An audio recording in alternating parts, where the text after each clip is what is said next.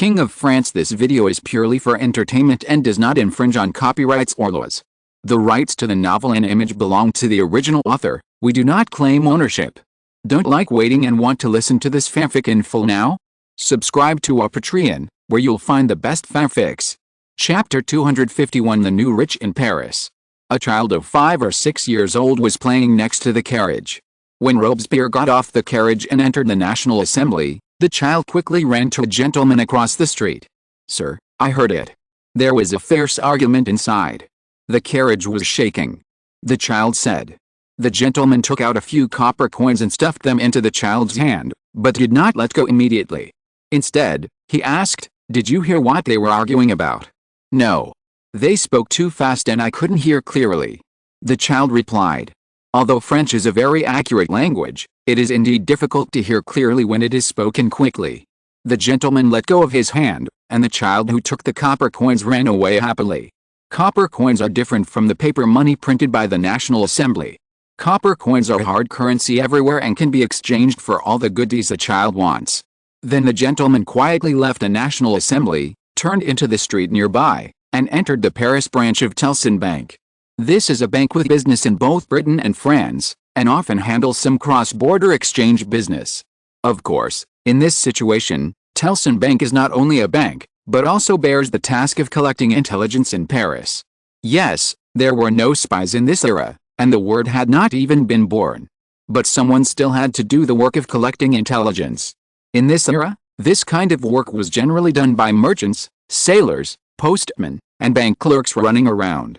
The gentleman asked for a piece of letter paper at the bank counter, quickly wrote down the words "There may be a rift between Frost and Robespierre," and handed it to the old butler guarding the counter. The butler nodded, said nothing, took out the envelope, put the letter in, and sealed it with wax. "The letter will take the nearest mail coach to Calais." "No mail coach, send someone to deliver it," the gentleman whispered. "This is very important. London needs to know this situation." The butler nodded. "I understand. Someone will go to Calais to deliver the letter across the channel." The gentleman nodded, then turned up his collar and left the empty branch office. And Ning stayed in Paris for a few more days, waiting for Marat's funeral.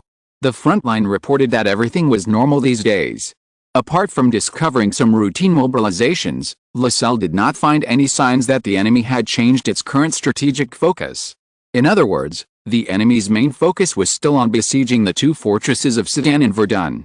So Ning lived in the headquarters of the Palace of Versailles with peace of mind, waiting for the day of the funeral.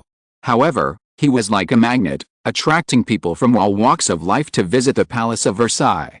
Christina also suddenly became a hot commodity in the Paris social scene, receiving invitations to various tea parties and salons all day long. Seeing those invitations, and Ning couldn't help but complain, "It seems that not many people died in Paris, and the upper class is still singing and dancing." Christina immediately responded, "It's different. In the past, these balls and salons were hosted by the wives and daughters of nobles and big businessmen. Now they are hosted by the representatives of the National Assembly, various special commissioners, and the wives and daughters of officials of the Paris Commune." Yes, there was also a Paris Commune during the French Revolution, which was actually the Paris City Hall. It was renamed after the Revolution. The famous Paris Commune in later generations is actually the Paris Commune 2.0. And Ning frowned. "Is that so?" "Christina, why, are you unhappy?" "No, I'm just sighing." And Ning changed the subject. "So is there any noteworthy news in these tea parties, dances and salons?" "Christina, they are saying that you and Robespierre have disagreements, so many people came to me to find out the truth. But I fought back hard and told them that you and Maximilien are close friends." And Ning nodded. "Yes, we are close friends. We have common ideals. Although Maximilien is a little extreme now, he is still the noble and incorruptible person before. Robespierre remained a noble and incorruptible person until the end. Although he went to extremes, it was more like he got stuck in a dead end under the mental pressure. Until the end, he still thought about the revolution and the republic. There's even a view that the death of Robespierre is regarded as the end of the Great Revolution. What is left after the death of Robespierre is the division of the fruits by various ambitious people. It can no longer be called the Great Revolution. It was precisely because Ning knew all this that he could never hate Robespierre. Christina put her arm around Ning's shoulders and whispered in his ear, "In this case, You need to take more clear actions to show that you are on Robespierre's side. And Ning, is this the advice from a good wife? What is a good wife? An Oriental word that describes a capable hostess. Okay, I'll pay attention. I'll mobilize the Sunset Knights to guard Marat's funeral. The Sunset Knights have been regarded as Frost's personal guards because of their unique gray uniforms. And Ning paused. By the way, let Ludwig make a farewell song. Christina, he is in the music room on the second floor, and seems to be composing music. No one dares to disturb him. You should go and tell him in person. And Ning nodded. Christina took the initiative to leave his body, as if to say go to Ning with her actions. So Ning decisively said goodbye to his fiancée and went straight to the music room on the second floor. As soon as he opened the door of the music room, he heard Beethoven playing the piano. This is a new song. Of course, and Ning is not a music expert. He has only heard the popular songs composed by Beethoven in the original time and space, such as Symphony No. 3 in F-flat major heroic or Moonlight Sonata. So theoretically speaking, it is impossible for Ning to determine that this is a song that Beethoven in history has not written as soon as he hears the song. However, Ning is now extremely sure that this is a song that Beethoven has not written in the original history. Because he is too familiar with the tune that Beethoven plays now. Every World of Tanks player cannot be unfamiliar with this song. This is a rearranged version of the famous Soviet military song Grassland, which is one of the most recognizable BGMs in the game. A German composer draws a song from the Slavic music card pool. Is there something wrong with this? Beethoven did not wear a hearing aid, but his expression looked as if he could hear the music he played.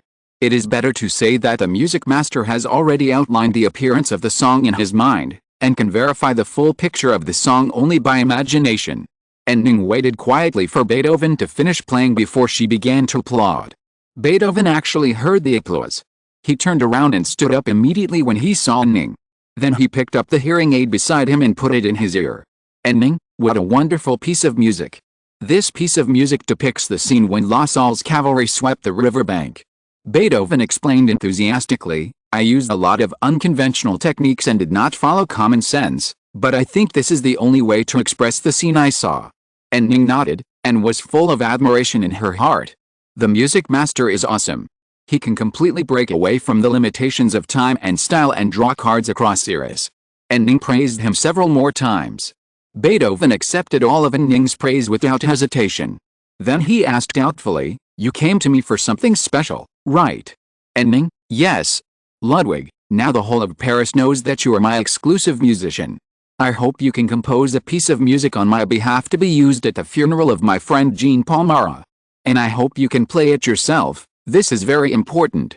Yes, this can declare to the whole of Paris that Frost and Robespierre have no disagreements. Beethoven immediately became serious, I understand. How many days do you have? Not a few days. So you don't have to write a complicated sonata. Just write a solo. Well, I think a flute solo is good. I like the tone of the flute. Mainly after playing Xenoblade Chronicles 3, and Ning felt that to bid farewell to the deceased, either the flute or the erhu and suona should be used. Beethoven nodded confidently, flute, solo, farewell, I understand, leave it to me. Chapter 252, Distortion of History. The day of Marat's burial finally arrived. And Ning's whole family went out that day. Not only he and Christina attended, but also his future father-in-law's family. Christina wore a full black dress and a black veil. And Ning couldn't help but tease her when he saw her, is this what you plan to wear after I die in battle? Christina widened her eyes and was stunned for a moment before she cursed, don't say such things. I know you despise the god of death, but you can't die in front of him like this. And Ning was stunned instead, thinking that I was just making a heartless joke. How could it be considered despising the god of death? While he was complaining in his heart, Fanny was also complaining, I always thought that the master might be an atheist, which is terrible. In this era, being an atheist is the same as being a believer in Satan in the eyes of ordinary people. It is one thing for France to be a filial son of Catholicism, but it is a Catholic country after all. And Ning was about to say something to defend herself, saying that she was just joking and just talking nonsense, when she saw Beethoven and David entering the main gate of the Palace of Versailles together. David brought a large piece of canvas, which seemed to be the painting of Marat's death that Ning had ordered him to create. To be honest, this speed was a bit unexpected. After all, It had only been a few days. Beethoven greeted Ning with a smile on his face. "Sir, I have written a song you wanted, and I can play it for you now." And Ning nodded, and then deliberately said in a louder voice, "Okay, there's still some time before departure, let's listen to it together." So Beethoven took out a silver flute, put it to his mouth and started playing. And Ning was worried at first that he would pull out the farewell song of Xenoblade Chronicles 3 200 years in advance, but in the end it turned out that she was worrying too much. Beethoven actually played the flute version of the Italian song Farewell, Friend. When in Italy, and Ning mentioned this to Beethoven, but she didn't expect Beethoven to really understand and collect Italian folk music. It must be said that this song is the most suitable to bid farewell to revolutionary comrades. Beethoven played the main melody once, stopped and looked at Ning eagerly, obviously waiting for Ning's comments. And Ning said with emotion, "Very good, this song is the most suitable to bid farewell to like-minded comrades." In fact, according to Marat's personality, singing Song of the United People in front of his grave would be more in line with his wishes. After all, the most famous line of the song is "The United People will never be defeated," which is suitable for mourning this friend of the people. Unfortunately, and Ning only has one impression of this famous song, and that is because John Kahn introduced this song in the 2 episodes of Allende. After getting Ning's affirmation, Beethoven stepped aside with great satisfaction and handed the stage to David, who came with him. David moved the painting forward, put the painting on the ground, and then uncovered the cloth covering it. The famous painting The Death of Marat appeared in front of Ning. But it was a little different from what Ning remembered. Ning remembered the death of Marat in the original world. Marat was lying peacefully in the bathtub, holding the list of Girondists provided by Corday. The general composition of the painting David showed was similar to what Ning remembered, but the content of the letter in Marat's hand had changed. The letter in Marat's hand had a big deer frost at the beginning. And Ning, well, why is my name at the beginning of the letter in Marat's hand? Because it was a letter to you. David replied, "I have learned from the Paris authorities that he was writing a letter to you when he died, and there was only one beginning." And Ning's mouth opened into an O shape. What the hell does this have to do with me?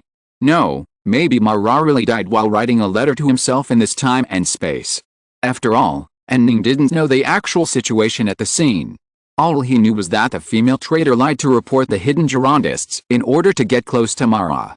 He didn't expect that he was fighting outside, and this matter would actually be related to him. Maybe, Andy Frost has become a name that the French Revolution can never get around, and will appear on every page of the history of the revolution. And Ning, well, I am very satisfied with this painting. Very satisfied. You painted Marat like a saint, and his ugly face is. Oh my god, I can hardly remember how ugly his face is. Christina, Andy.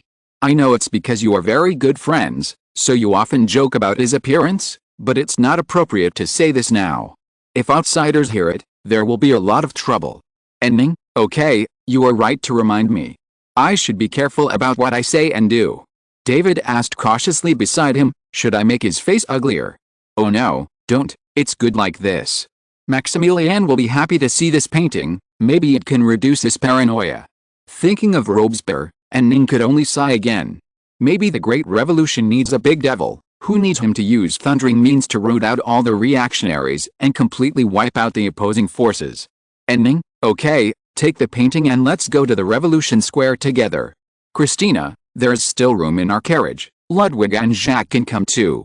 Beethoven and David shook their heads together. No, no, no, no, we can just ride horses and follow. Christina, is that so?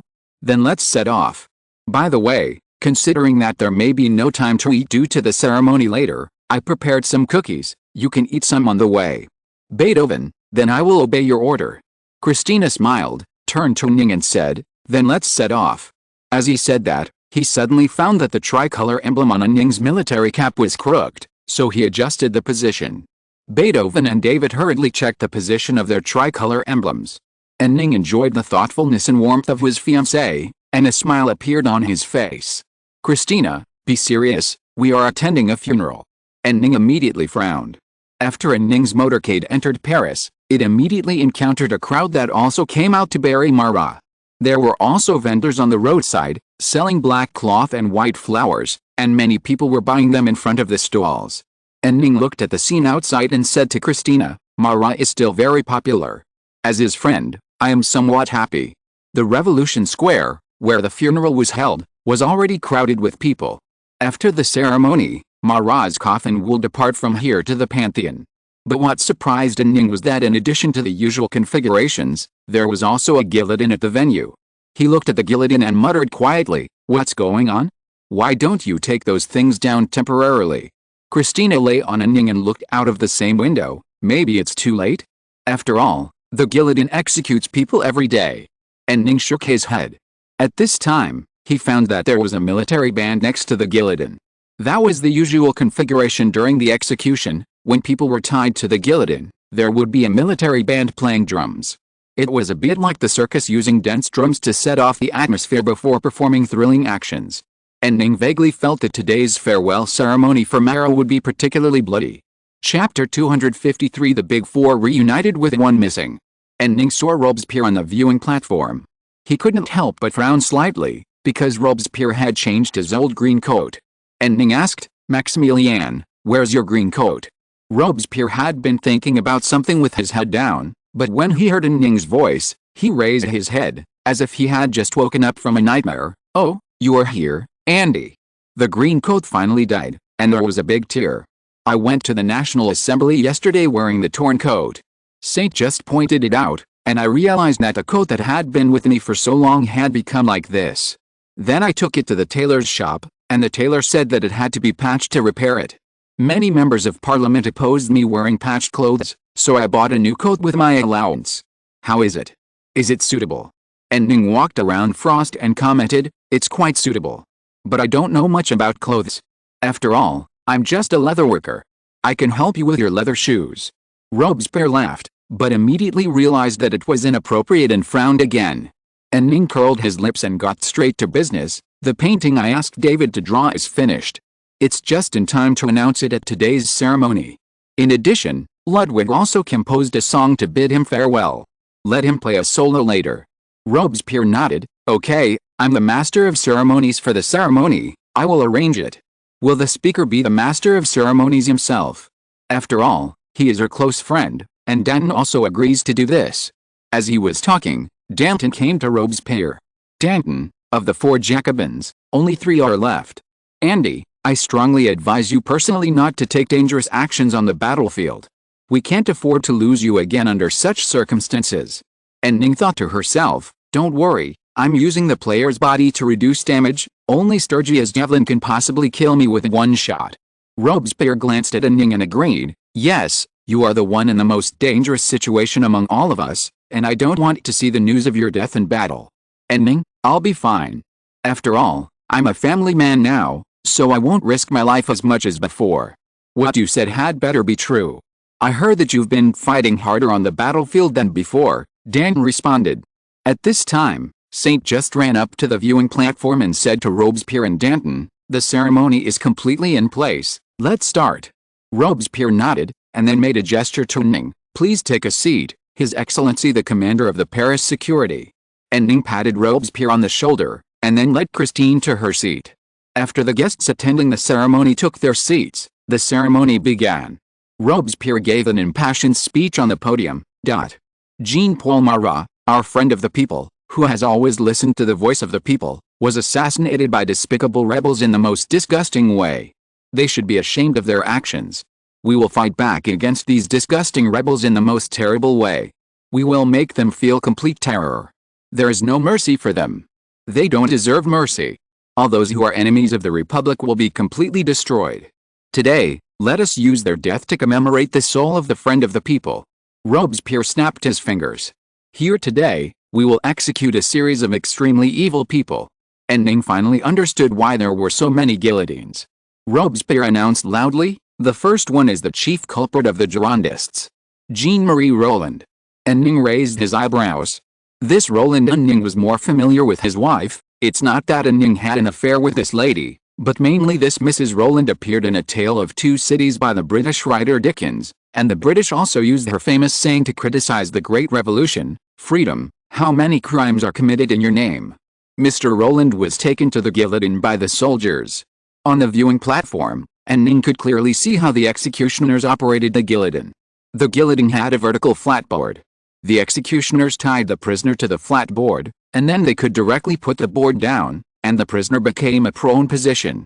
After the knife fell from the high rack, the head would roll into the frame. By untying the rope, the body could be thrown into the storage box, and then the board would be erected. And Ning knew that the guillotine was an efficient execution tool, but he didn't expect it to be so efficient. Mr. Roland was tied up for a short while before his head and body were separated, and a large area of blood appeared on the pulled-up guillotine.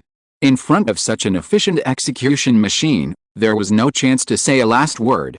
Robespierre continued to perform his duties as the master of ceremonies. The next one, also a Girondin's villain, is Roland's wife, Mary Jane Roland, who just died. Mrs. Roland was immediately brought up and then executed with the same high efficiency as her husband. And Ning did not hear the famous saying, "Freedom, how many crimes are committed in your name?" At least in this time and space, that sentence should be fabricated by future generations. The execution lasted for a long time. Christina closed her eyes directly and leaned on Ning to hold back from vomiting. But the onlookers were very crazy and kept shouting, "Execute them!"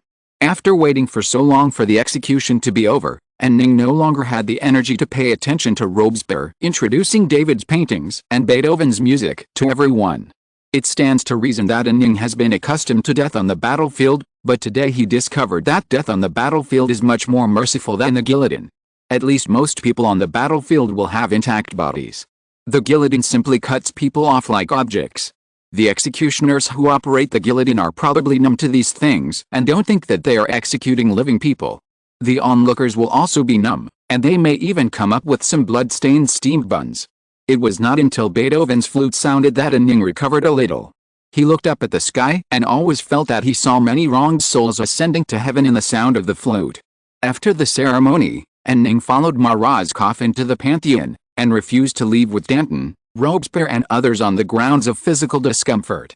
At Christina's suggestion, Ning and her father-in-law, Mr. Pingdeng, who also attended the ceremony, returned to the royal palace. As soon as they entered the gate of the royal palace, Mr. Pingdeng spoke, "You can see that this is what is happening in Paris now. The guillotine, that machine is trampling on human dignity with very high efficiency." And Ning took a deep breath, and then said to Mr. Pingdeng, "I suggest you leave Paris as soon as possible." Mr. Pingdeng, like Talleyrand and Fouché? Well, maybe it was a smart thing for them to do.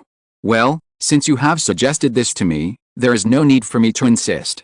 I will apply to the Parliament for a special envoy status and go to the countryside. And Ning, remember to bring Lavoisier and others. I will, my dear son-in-law. Chapter 254, confirming that Frost is not at the front, the Allied commander decides to show his prowess. After that, Ning decided to stay in Paris for a while longer. Ning made a small request, and asked him to give him a copy of the new list of people who would be executed by guillotine every day, so that he could find a way to save some important people. For example, on the first day Ning stayed in Paris, he removed the mathematician Monge from the list. Ning was shocked to see Monge, because he remembered that Monge had lived until after Napoleon's defeat at Waterloo. In other words, in this chaotic situation, it is uncertain who will suddenly become a Girondist after being reported, and then be sent to the guillotine. So Ning became more determined to stay in Paris. At least he wanted to save as many scientists as possible. In addition to Lavoisier, who was sent away with his father-in-law, Ning saved Monge, and then incorporated all the people of the Standard Weights and Measures Committee into the establishment of the Ministry of War.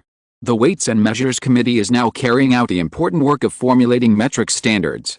In the future, a series of important weights and measures, including the metric meter and the metric Celsius, will be formulated by this committee.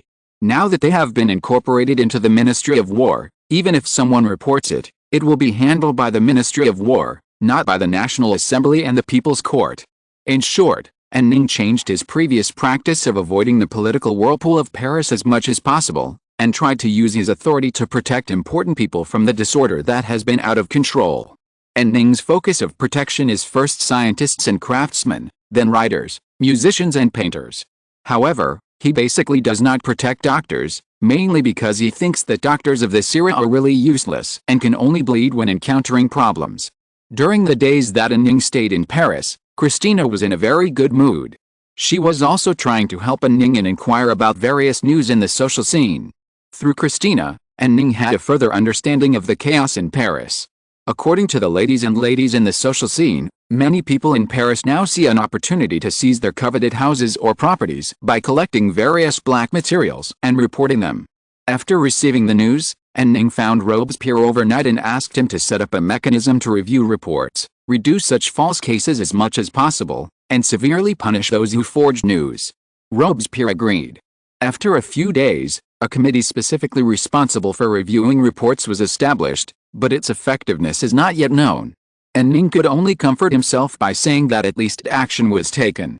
After all, in the current situation in Paris, unless the policy of terror can be completely stopped, it is an impossible task to carefully review the authenticity of each report. While Ning was busy in Paris, new changes occurred on the battlefield. The Allied command, the Prussian commander, the Duke of Brunswick, and the Austrian commander, Marshal Alvenzi, received a letter they had been waiting for. Brunswick opened the letter first, quickly glanced at the content and handed it to Alvenzi, confirmed, "Frost is in Paris."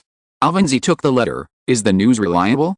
Let me see. It doesn't say that he appears in public. But there have been important French officials visiting the Palace of Versailles. Could it be that these people are going to visit Frost's fiancée?"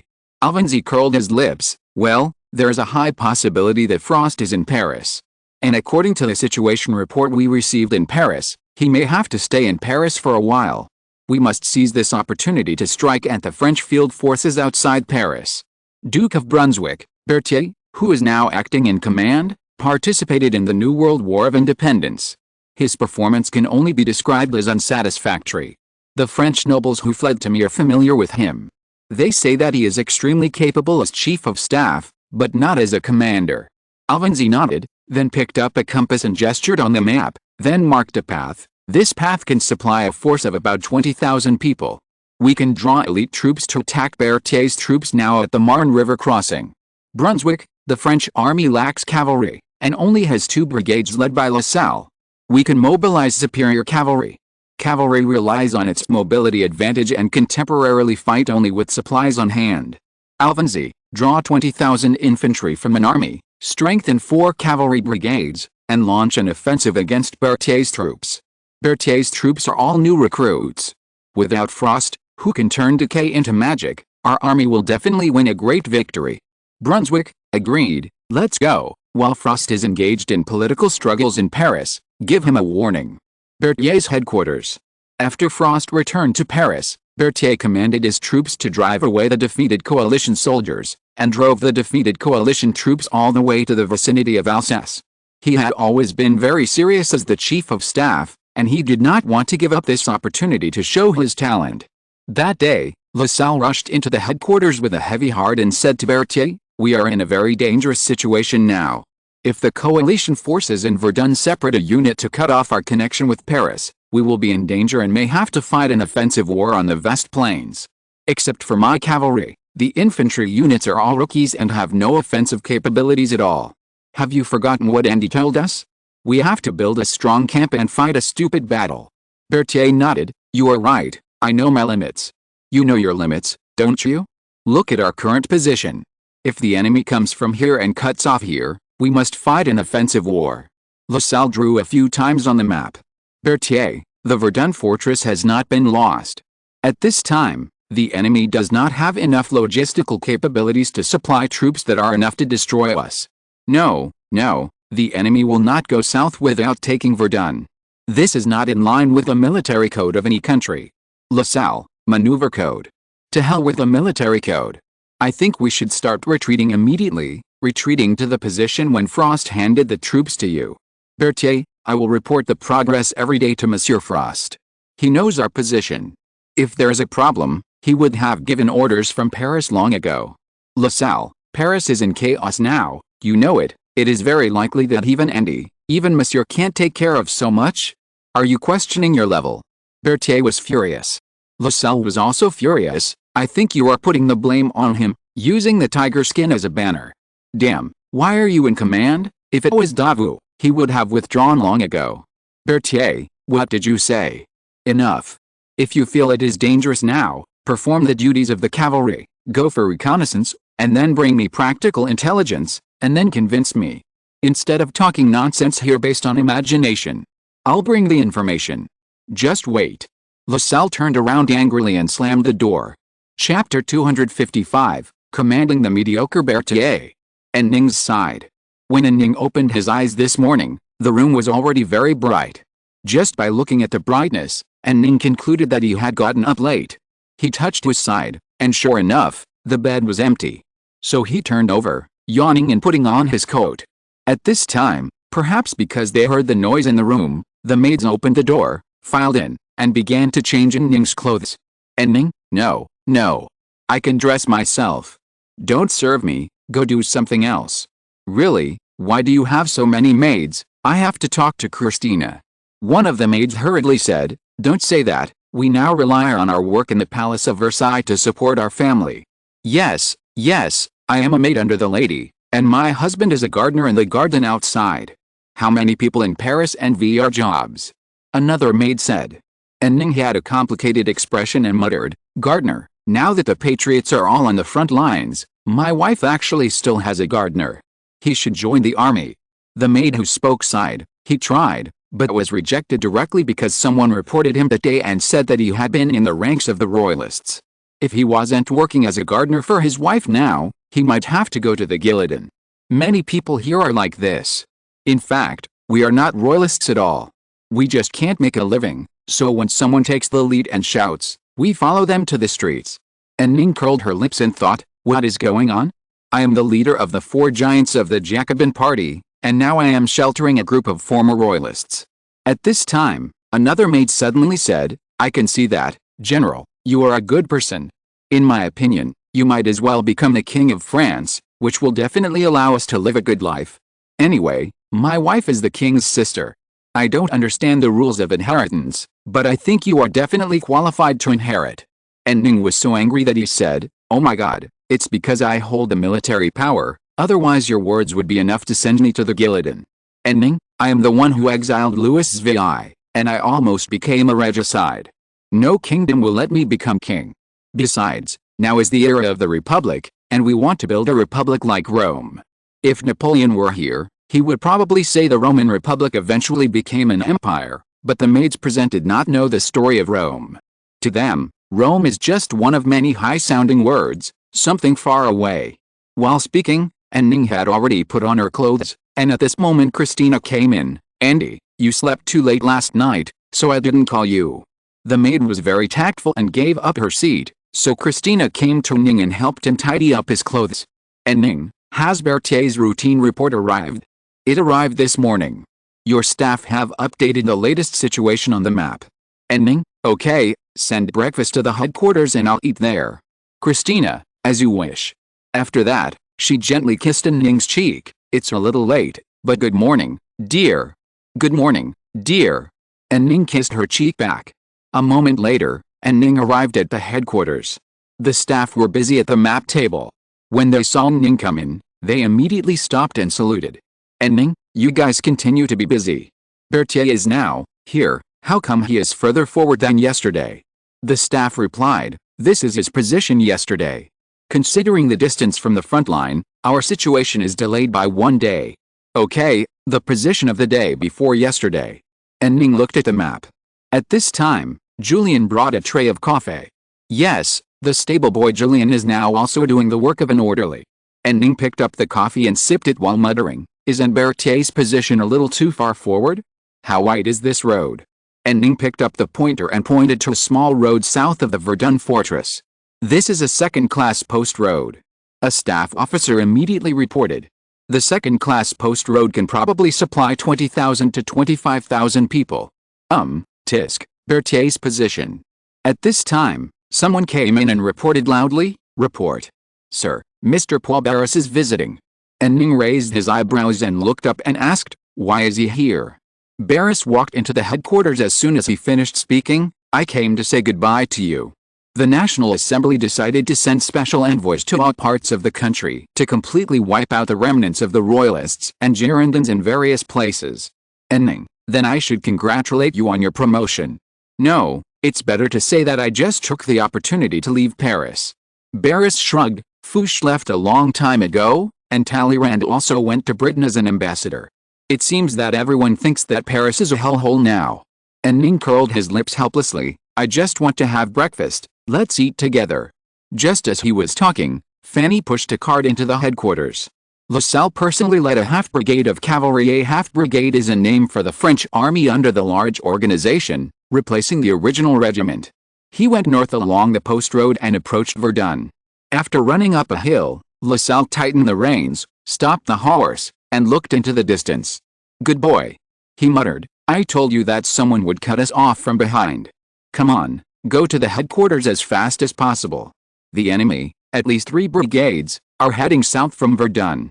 A cavalryman saluted LaSalle, turned his horse's head and galloped away. A lieutenant asked, "What should we do then?" "Do you need to ask?" LaSalle drew out his saber. "We have a whole and a half brigades here. Facing the marching enemy, do you think we can just go back like this? Of course not. Follow me, my saber has been thirsty for a long time." LaSalle rushed down the hill first. The cavalry behind him immediately followed, and the bugler took out his trumpet and blew the horn of attack without waiting for LaSalle's order.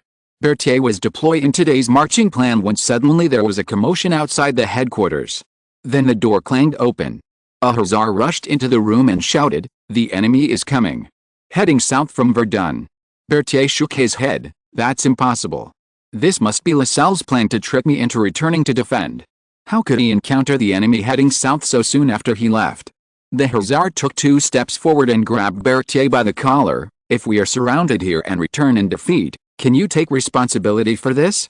This is the army entrusted to you by the general. You are going to the guillotine."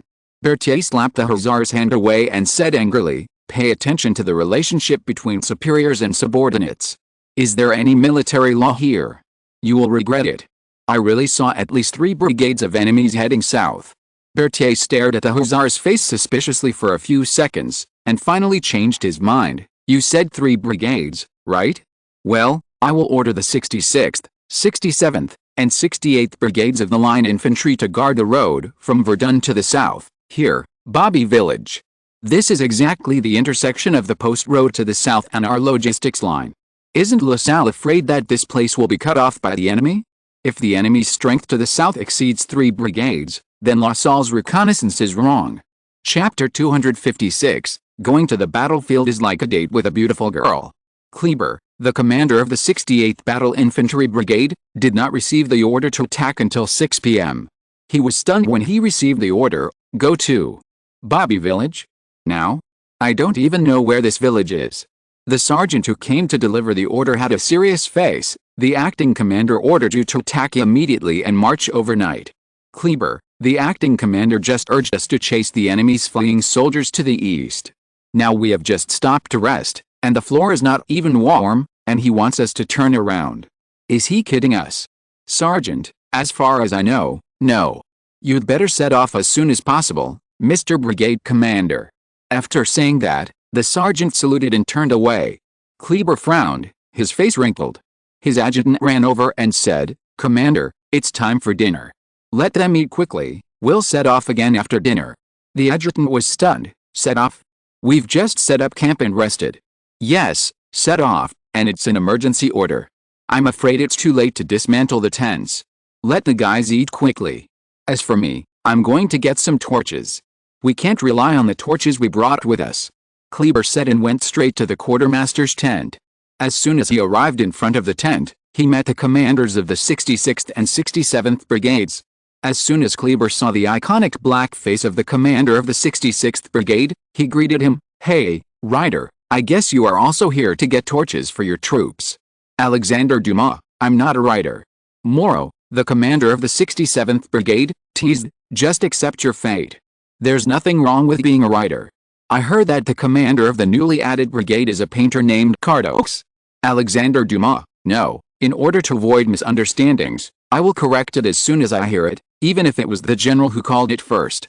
Moreau shrugged and changed the subject. "So you also received an order to turn around and rush to Bobby Village overnight?" "Yes." Alexander Dumas nodded. "That place is a fork in the road, and there is a small road to Verdun. I guess the coalition forces split up and attacked here." Kleber, "Okay, so we were sent to defend a key point, but why didn't we leave enough troops to defend it before?" Moreau shrugged, "I don't know. Maybe the acting commander thought it was impossible for the enemy to bypass Verdun and send troops south. So how many enemy troops will we face? Kleber asked another new question. Dumas thought for a moment and said, if I remember correctly, the road to Verdun should be a second-class post road, which can probably supply 20,000 people. Kleber gasped, 20,000 people. Our 3 brigades together have only a little over 10,000, and they are all new recruits. The commander is also a lawyer, a writer and an architect. This battle can't be fought. I'm not a writer. Okay, you're not. So, Mr. Private, in your opinion, what do you think of this mission? A sheep walking into a tiger's mouth. The black man said seriously, unless we can use a forced march to occupy a favorable position before the enemy. How fast we can run tonight will determine whether this battle will turn into a terrible defeat. Moro, but our troops have just marched for a day, and their physical strength has not yet recovered. Dumas curled his lips and was about to speak when the curtain of the tent was lifted. A colonel from the quartermaster department came out and saw the 3 people standing in a row and asked in confusion, what do you want? We need torches. The 3 said in unison. Moro added, enough torches to equip a brigade. Kleber, 3 brigades, enough torches to equip 3 brigades. Without that many torches, we are busy transporting food and ammunition. How can we spare the energy to transport torches? Kleber, give us whatever you have, we will share it. The acting commander asked us to march back to defend Bobby Village overnight. If we delay, you will bear the consequences. After Kleber finished speaking, Moro also stepped forward, we are going to defend a very important node. If we fail to complete the mission, it may lead to the complete defeat of the troops. You don't want to be blamed by Lord Frost later, do you? Moro is worthy of being a lawyer. He is very familiar with the work of blackmailing people. The quartermaster looked pale and shook his head. Maybe we can get some torches from the nearby town. Moro made a fist gesture. Kleber urged, take us there quickly. The quartermaster said, this way. Call the soldiers to get it. We'll pay the villagers. According to the rules set by Ning, the troops had to pay for the materials borrowed from the local villagers. If they couldn't pay, they had to write an IOU. In this way, the problem of torches was solved. About 20 minutes later, the 66th Battle Infantry Brigade took the lead, lit the torches and began to run back the way they came. Moro's 67th Infantry Brigade followed closely behind, and finally Kleber's 68th Battle Infantry Brigade. As Kleber followed the troops forward, he loudly encouraged the soldiers, I know you are all very tired. But if we don't get to this place called Bobby Village as soon as possible tonight, we may lose the battle. Everyone knows that the situation in the Republic is very dangerous now. We can't lose the battle at this time. Think about your wives and sons, and think about your old fathers and mothers at home. The Republic is a good thing, but we can't let those damn Prussians and Austrians destroy it. After he finished speaking, Kleber felt that the soldiers around him were marching faster. It must have worked. After walking for a while, Kleber decided to start by asking everyone to sing a song, so that everyone could forget their physical fatigue. So he called out to the youngest singer in the brigade, Philip, Philip, do you hear me? Someone in the front line responded, I'm here, Mr. Brigade Commander. Philip, sing and cheer everyone up. Okay. Then a youthful and energetic voice was heard singing in a joyful tune, I remember a small provincial town, lonely, remote, and sad. The tree-lined avenues, markets and churches in the city, and the hazy water mist echoed. I saw a dear familiar figure, a blue round hat, a blue coat, a dark skirt, a girl's figure, my fleeting romance. After the solo part, the marching team sang together, singing this song praising love. It was as if they were not going to war, but on the way to date with a beautiful girl. If you're listening to this novel on a channel other than Fanfic World, it means they downloaded and uploaded it without effort.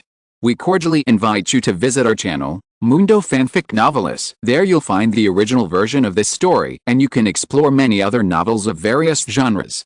We're waiting for you to immerse yourself in a world of incredible novels. Chapter 257, Speed Up. North of Bobby Village, there is an unnamed small village.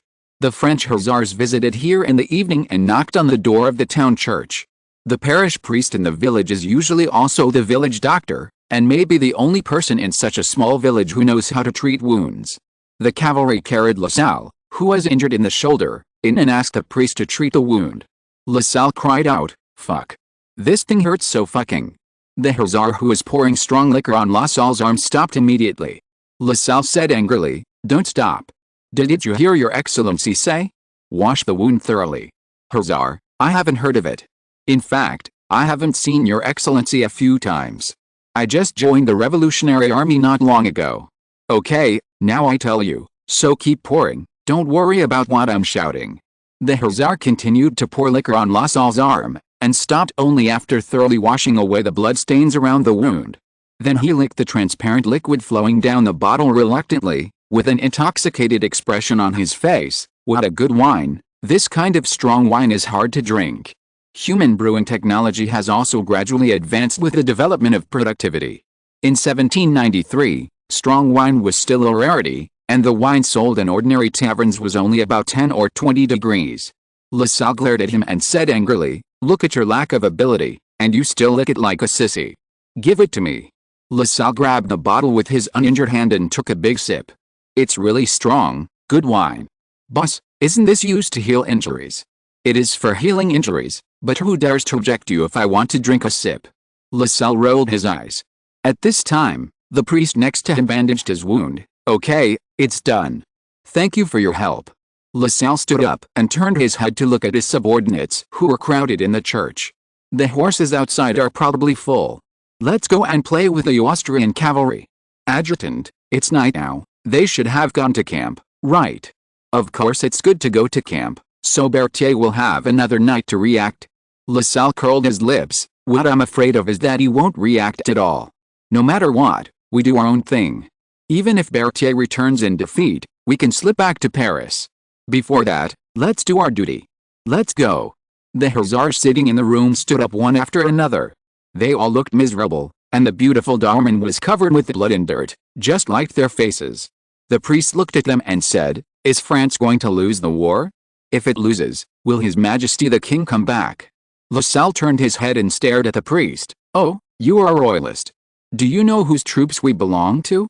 We are the troops of General Andy Frost, the savior of France, the founder of the Republic, the leader of the 4 Jacobins, and the invincible general." The priest was almost scared to death. From the moment La Salle started to read Frost's title, he made the sign of the cross and shouted, "Oh my God!" La Salle, he gave the order to bombard the Tuileries Palace, and broke into the palace alone to arrest the then King Louis VI. "You actually said in front of us that the king is coming back? Go to hell. As long as Frost is here, the king will not come back." "Absolutely not." After La Salle finished speaking, the old priest had already knelt down with a plop, and said repeatedly, "Yes, you are right, he will not come back, absolutely not." La Salle continued, "Not only will the king not come back, but Frost will also attack Austria, capture the culprit, and send him to the guillotine in the Place de la Revolution." The old priest, "Oh my God, this is terrible." A hussar cheered, "Kill him. Let him go to heaven first to pave the way for Louis V and his Austrian women." La Salle pursed his lips, stared at the priest for a few seconds, and shook his head. "No, he helped me bandage it after all. I will not repay kindness with enmity, even if he is a royalist. After we finish the war, special envoys will come to deal with these oath-rejecting priests." After saying this, La Salle turned and left the church. The hussars followed him out, leaving only the old priest kneeling on the ground trembling. At dawn, the 66th Battle Infantry Brigade, which had been marching all night, finally saw the church spire of Bobby Village appearing on the horizon. Brigade Commander Alexander Dumas the Elder. I think Alexander Dumas is more in line with the humorous atmosphere of this book, but everyone seems to prefer the more formal name Alexander Dumas the Elder, so I changed it, shouted, "It's just ahead. It looks like we'll be there in about an hour. Hurry. Full speed ahead." The French soldiers, who had already exhausted their physical strength, sped up again. Alexander Dumas the Elder, musicians. Give it a powerful drum beat. Hurry up, just the last bit. In this era, in order to ensure the pace of the whole team during the march, there would be musicians playing music all the time. In fact, the music played the role of 1, 2, 1. But after a day and a night of hard work, the musicians of the 66th Brigade were exhausted and could hardly lift their hands. Despite Dumas' shouting, the marching music did not become passionate. "Dumas, damn it. Forget it, I'll sing." Then Dumas began to sing in a hoarse voice, "Forward, sons and daughters of the motherland, rise up quickly, A glorious day is waiting for you. Look, the tyrant is facing us. Raise the blood-stained flag. The Marseillaise, which has been renamed Ode to Rome, is still unquestionably effective in inspiring people. After Dumas opened his voice, he clearly felt that the soldiers' spirits had improved. Many soldiers also sang along. Even the drumbeats of the military musicians became more powerful. The group walked faster and faster, as if the previous fatigue was a boring lie. Dumas sang the Marseillaise over and over again. When he was almost tired, the vanguard of the army shouted, "We're here. There are no enemies." The army entered Bobby village. Some villagers heard the Marseillaise and opened their doors to see what was going on. Then, several horsemen holding torches ran along the village road to the army and asked, "What unit are you from?" "We are the 66th Battle Infantry Brigade. We have been ordered to garrison in Bobby village." "Who are you?" The voice of the vanguard sergeant floated in the wind. Dumas squeezed his horse's belly and urged it forward. "I am the commander of the 66th Battle Infantry Brigade." "Which unit are you from?" When the men saw Dumas, they exclaimed, "Oh my God, why don't you have a head?" Dumas grinned, showing his white teeth. "Can you see my head now?" "Damn, you are really dark." Dumas said impatiently, "Which unit are you from?" "We are at the transport station in Bobby village, and I am the station master. We have not received any orders to garrison here." "What happened?" "About 20,000 enemy troops are heading towards Bobby village, and this place will soon become a battlefield." Dumas paused. "My troops need to rest. You mobilize all the young laborers in the station and the village to build positions around the village." The men in the station looked at each other, and the leader replied, "Well, we don't understand military engineering." Dumas said angrily, "How can you not understand military engineering?" "Because we are not soldiers. I am a grain merchant, and the one next to me is a dentist." Old Dumas looked up at the sky and suddenly slapped his head. "Oh, that guy in the back is an architect. He can build a fortress and must know military engineering." Chapter 258. Dumas the Elder earns his nickname. Kleber looked at the old Alexander Dumas who came to visit him, and his brows twisted into knots. "Like you, I have been running wildly for a whole day and night. Now I want to have a good rest before the enemy comes." The old Alexander Dumas, "Then we can only face the regular army of the coalition without proper fortifications. You also know the level of our troops. Do you think we can stop the enemy army that is twice our size without fortifications?" Kleber pursed his lips and did not answer. The old Alexander Dumas added, "Especially when we are so tired." "Kleber, go to hell with you. When this battle is over, I will have a good talk with you about your behavior of treating people like cattle and horses. Take me to the edge of the village and see the terrain." The old Alexander Dumas smiled, revealing a mouthful of white teeth. Kleber chose to continue talking nonsense. "You damn devil, black devil." The local military station chief made a gesture of invitation. "This way." Kleber took a step forward indignantly, and suddenly turned back and said, "By the way, call Moreau too. We can't keep him busy while he sleeps. We are all brigade commanders. We should be equal. Understand, equal." Dumas, "Okay, call him. As a commander, he should also be familiar with the terrain in advance." The three brigade commanders left Bobby village under the guidance of the local military station chief. Kleber muttered, Bobby village, why not just call it Spider village?" The military station chief, "I don't know, the locals didn't tell us the origin of this name." "Okay, everyone, we are already outside the village, and the terrain is what you see." Kleber looked at the open terrain in front of him and was speechless. Dumas also frowned. "There are some bushes, but they can't be relied on. The good news is that we at least have a wooden fence." Kleber looked at the wooden fence. It was called a fence, but it was actually more like a row of railings. There was no way to use it as a shelter. In the open wilderness, there was no terrain that could be used by the defenders except for scattered barns and bushes. "Kleber, you asked me to build fortifications, but there is no way to build fortifications here. There is not even a high ground." "Dumas, we can only fight them for each courtyard in the village." Moreau suddenly said, "No, we can't stop the regular army group from rushing into the courtyard. I think we should disperse the troops and stop the enemy in the form of skirmishers." "Dumas, this terrain is very suitable for skirmishers, but it's a pity that it's spring now and there is no wheat in the fields. If it were autumn, it would be better to hide in the tall wheat fields. But the biggest problem with skirmishers is how to ensure that they don't run away. Even if it is a regular army, once the formation is dispersed or the officers die, the troops will be defeated. Scrappers are generally criminals or mercenaries, and our troops are composed of farmers and trousers men. Do you expect tailors and bricklayers to become qualified skirmishers? No, no, they will start to flee as soon as they come into contact. After all, Alexander Dumas was born a professional soldier, and he still maintained the common sense of the previous era. Skirmishers were all gangsters or bandits, and these people had the desire to fight actively.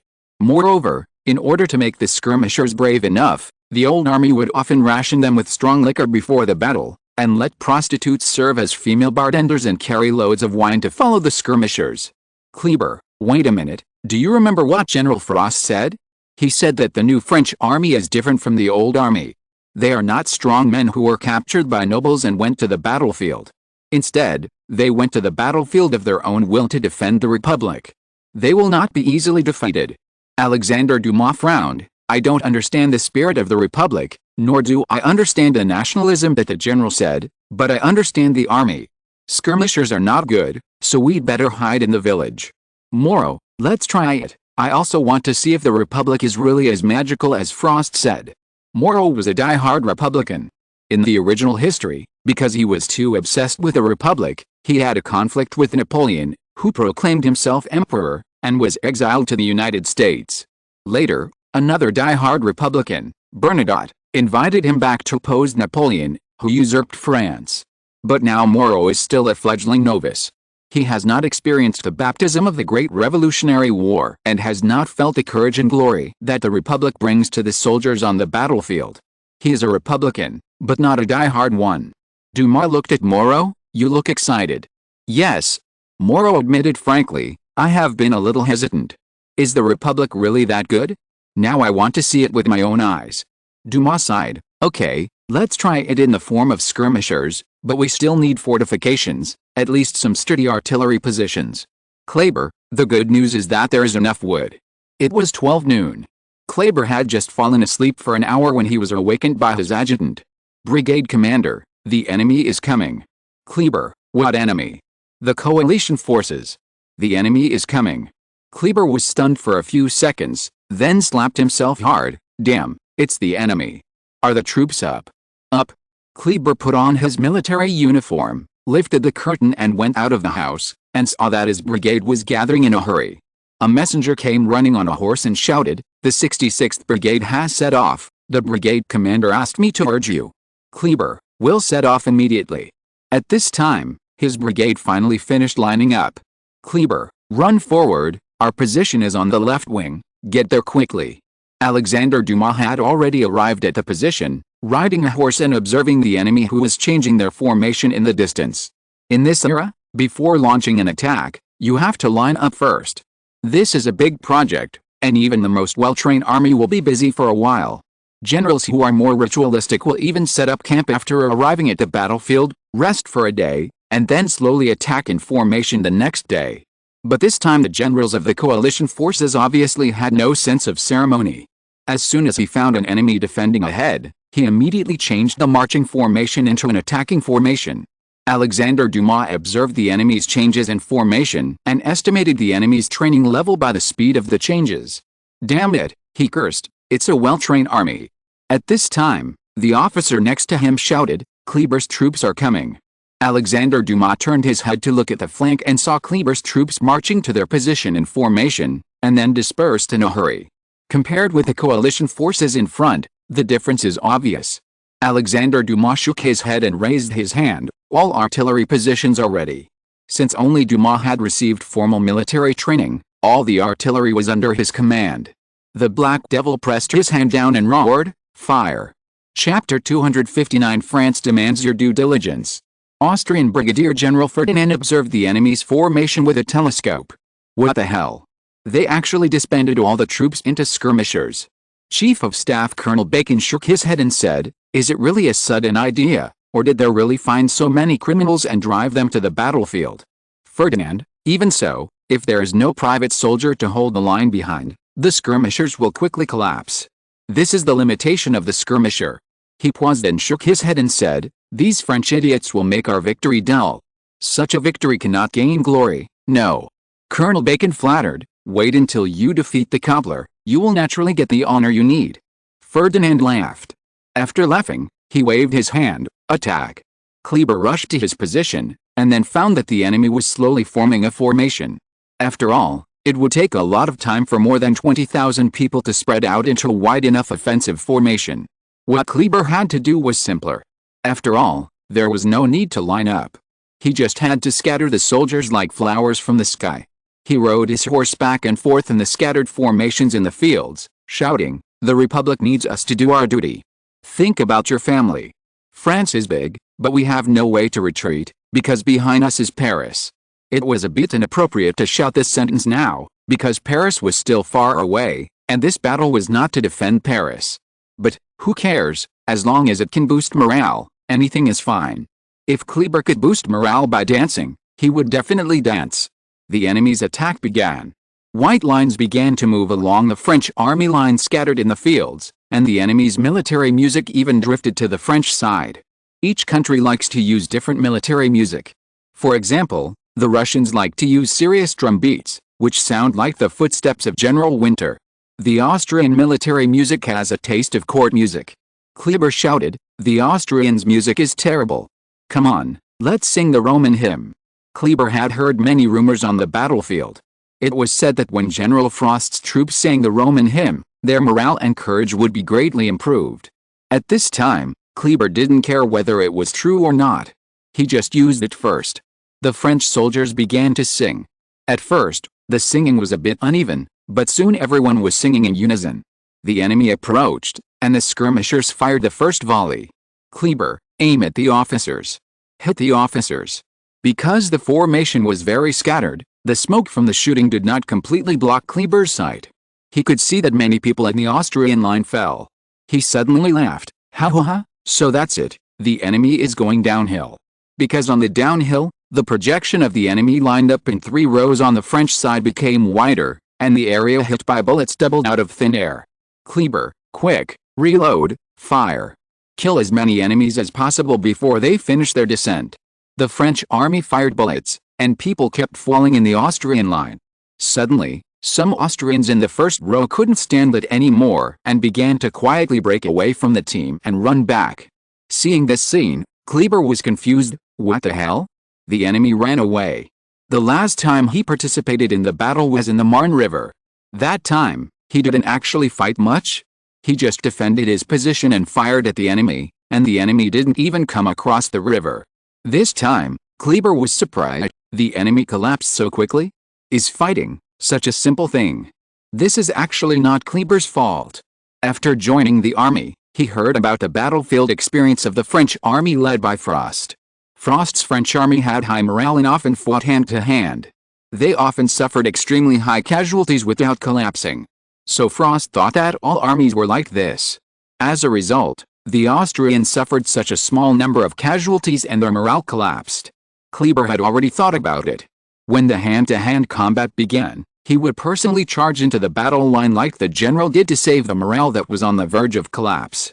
But what the hell happened this time? Old Dumas was not as relaxed as Kleber. He knew that such a large number of skirmishers could indeed break up the offensive of some line infantry, but after breaking up the first line, the enemy still had the second and third lines. The enemy was approaching, and this had not changed. The real test would come when the enemy entered the charging distance.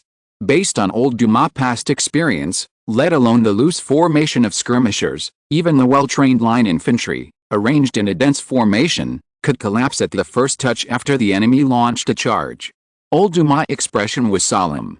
After he directed the artillery to concentrate firepower to break up the enemy's second line, the enemy's third horizontal formation had already reached the distance where they could launch a charge.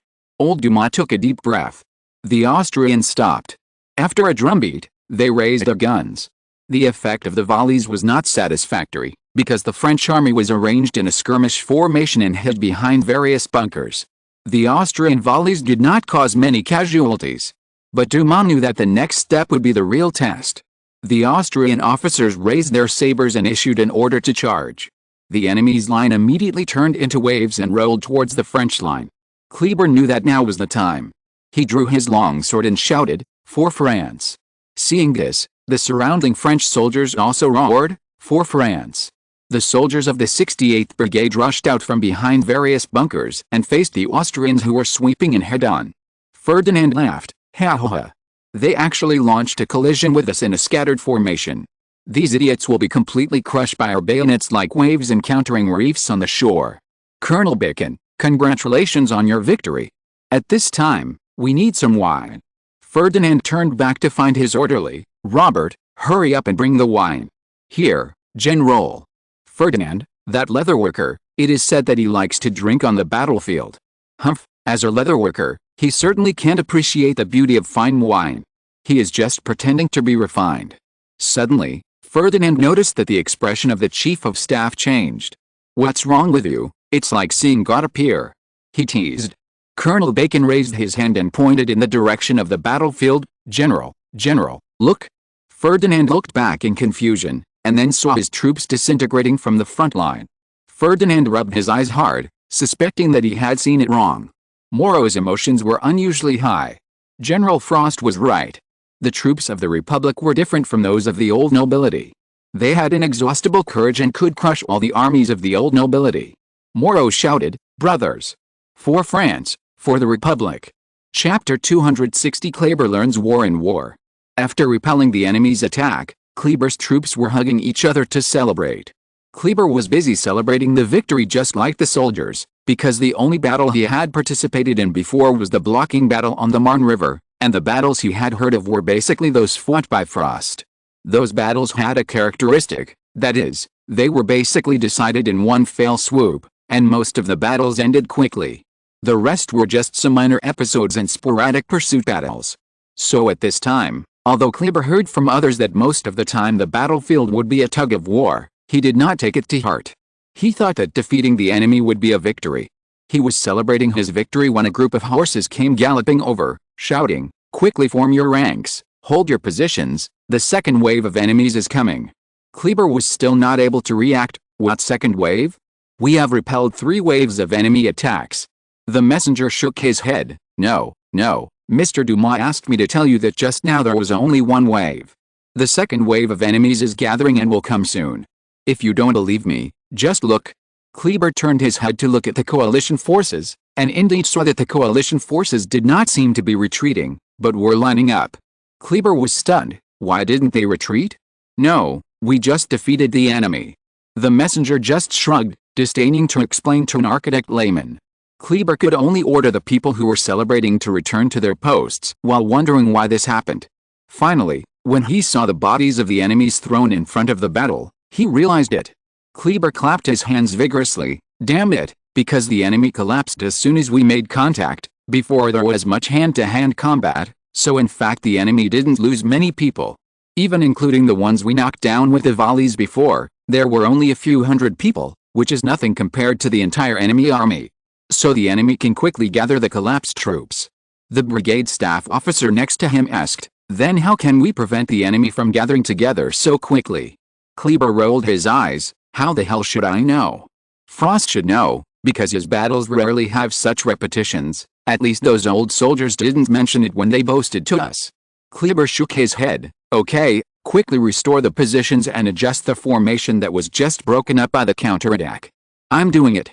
A non-commissioned officer responded with a distressed look on his face. Damn it, I was just a chalk maker, and I was bewitched by passion. I'm not good at doing these things at all. Kleber, come on, this is everyone's first time. Kleber took great pains to organize the troops, and the enemy's attack was also organized. Watching the enemy rushing up to the same music as before, Kleber felt as if time had gone backwards. If it weren't for the corpses left by the enemy in front of the battle line, reminding him that the enemy had indeed attacked once just now, he might have thought that he was drunk and dreaming. Kleber's words of encouragement were much more deflated than the first time. Anyway, the enemy is coming again, just like we defeated them just now. Let's defeat them again. Well, I'm done. Anyway, defeat them. The battle lasted until 4 p.m., when Kleber finally realized that defending Bobby Village was not as easy as he had imagined this morning. Although the French army repelled the attacking enemy again and again with high morale, the enemy could quickly gather its troops again to launch the next wave of attacks.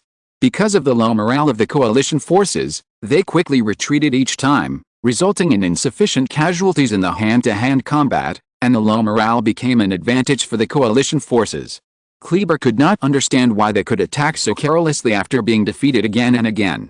In contrast, the French army, which was completely driven by patriotic enthusiasm, had lost its sharpness and morale in this round-robin battle and was already a little tired.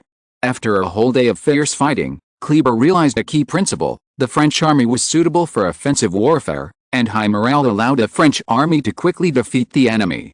In an offensive war, after defeating the enemy, they could sweep the enemy's camp and supply lines, making it impossible for the enemy to organize the next wave of attacks. Thinking carefully, Kleber thought that except for the initial defensive battle, the rest of the battles that Frost won were all offensive battles. It turned out that the National Guard after the Revolution was the most suitable army for attacking, although its name was Self-Defense Army. Kleber did not realize that he came to this conclusion because he was limited to his own perspective and only saw the morale and spirit of the French army being consumed by the enemy's round-robin battle.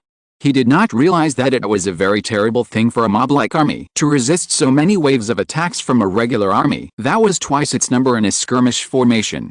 Even those well-trained regular armies led by a large number of professional officers would find it difficult to do this.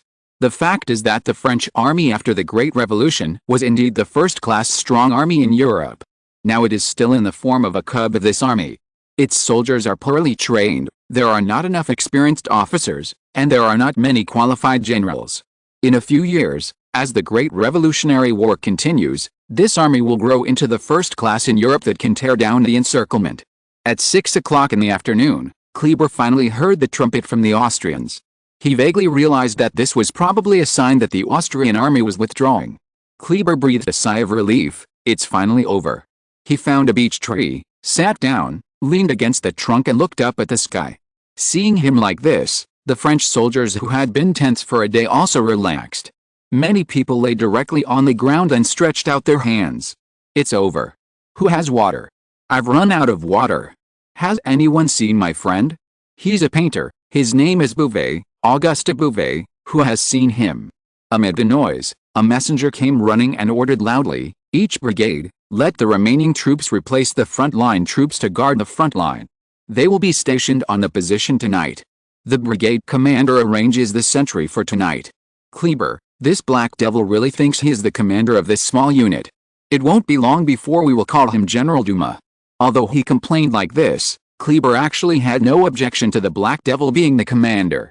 After all, he could only build artillery forts and was not good at marching and fighting. He arranged the rotation of guards and night sentries according to the order. At this time, Moreau rode over on horseback. Hey, you also survived today's round-robin battle.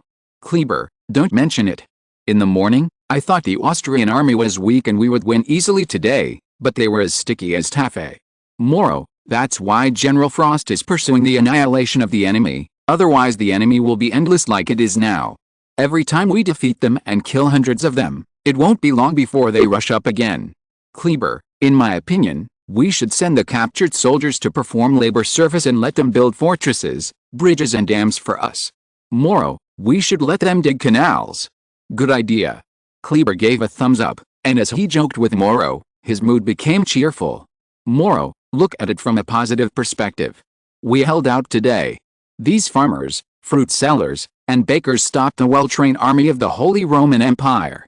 The Holy Roman Empire is also Rome. If we round it up, we stopped a Roman legion. Kleber, your rounding error is a bit large. Is this how you lawyers calculate? Moreau shrugged. It can be seen that Moreau is in a very good mood. Perhaps it is because of today's battle that he has seen the superiority of the Republic. At this time, Dumas rode his horse to catch up with the two of them. How do you feel, both of you? It feels okay, but to be honest, we should change our thinking. If the enemy attacks and we defend, we cannot cause enough damage to the enemy. Even if we use courage to repel the enemy, it will be useless. I suggest that we take the initiative to attack tomorrow. Kleber said so. Dumas, are you crazy? No, we can't attack, at least not before these people can march in a line. Kleber, why not?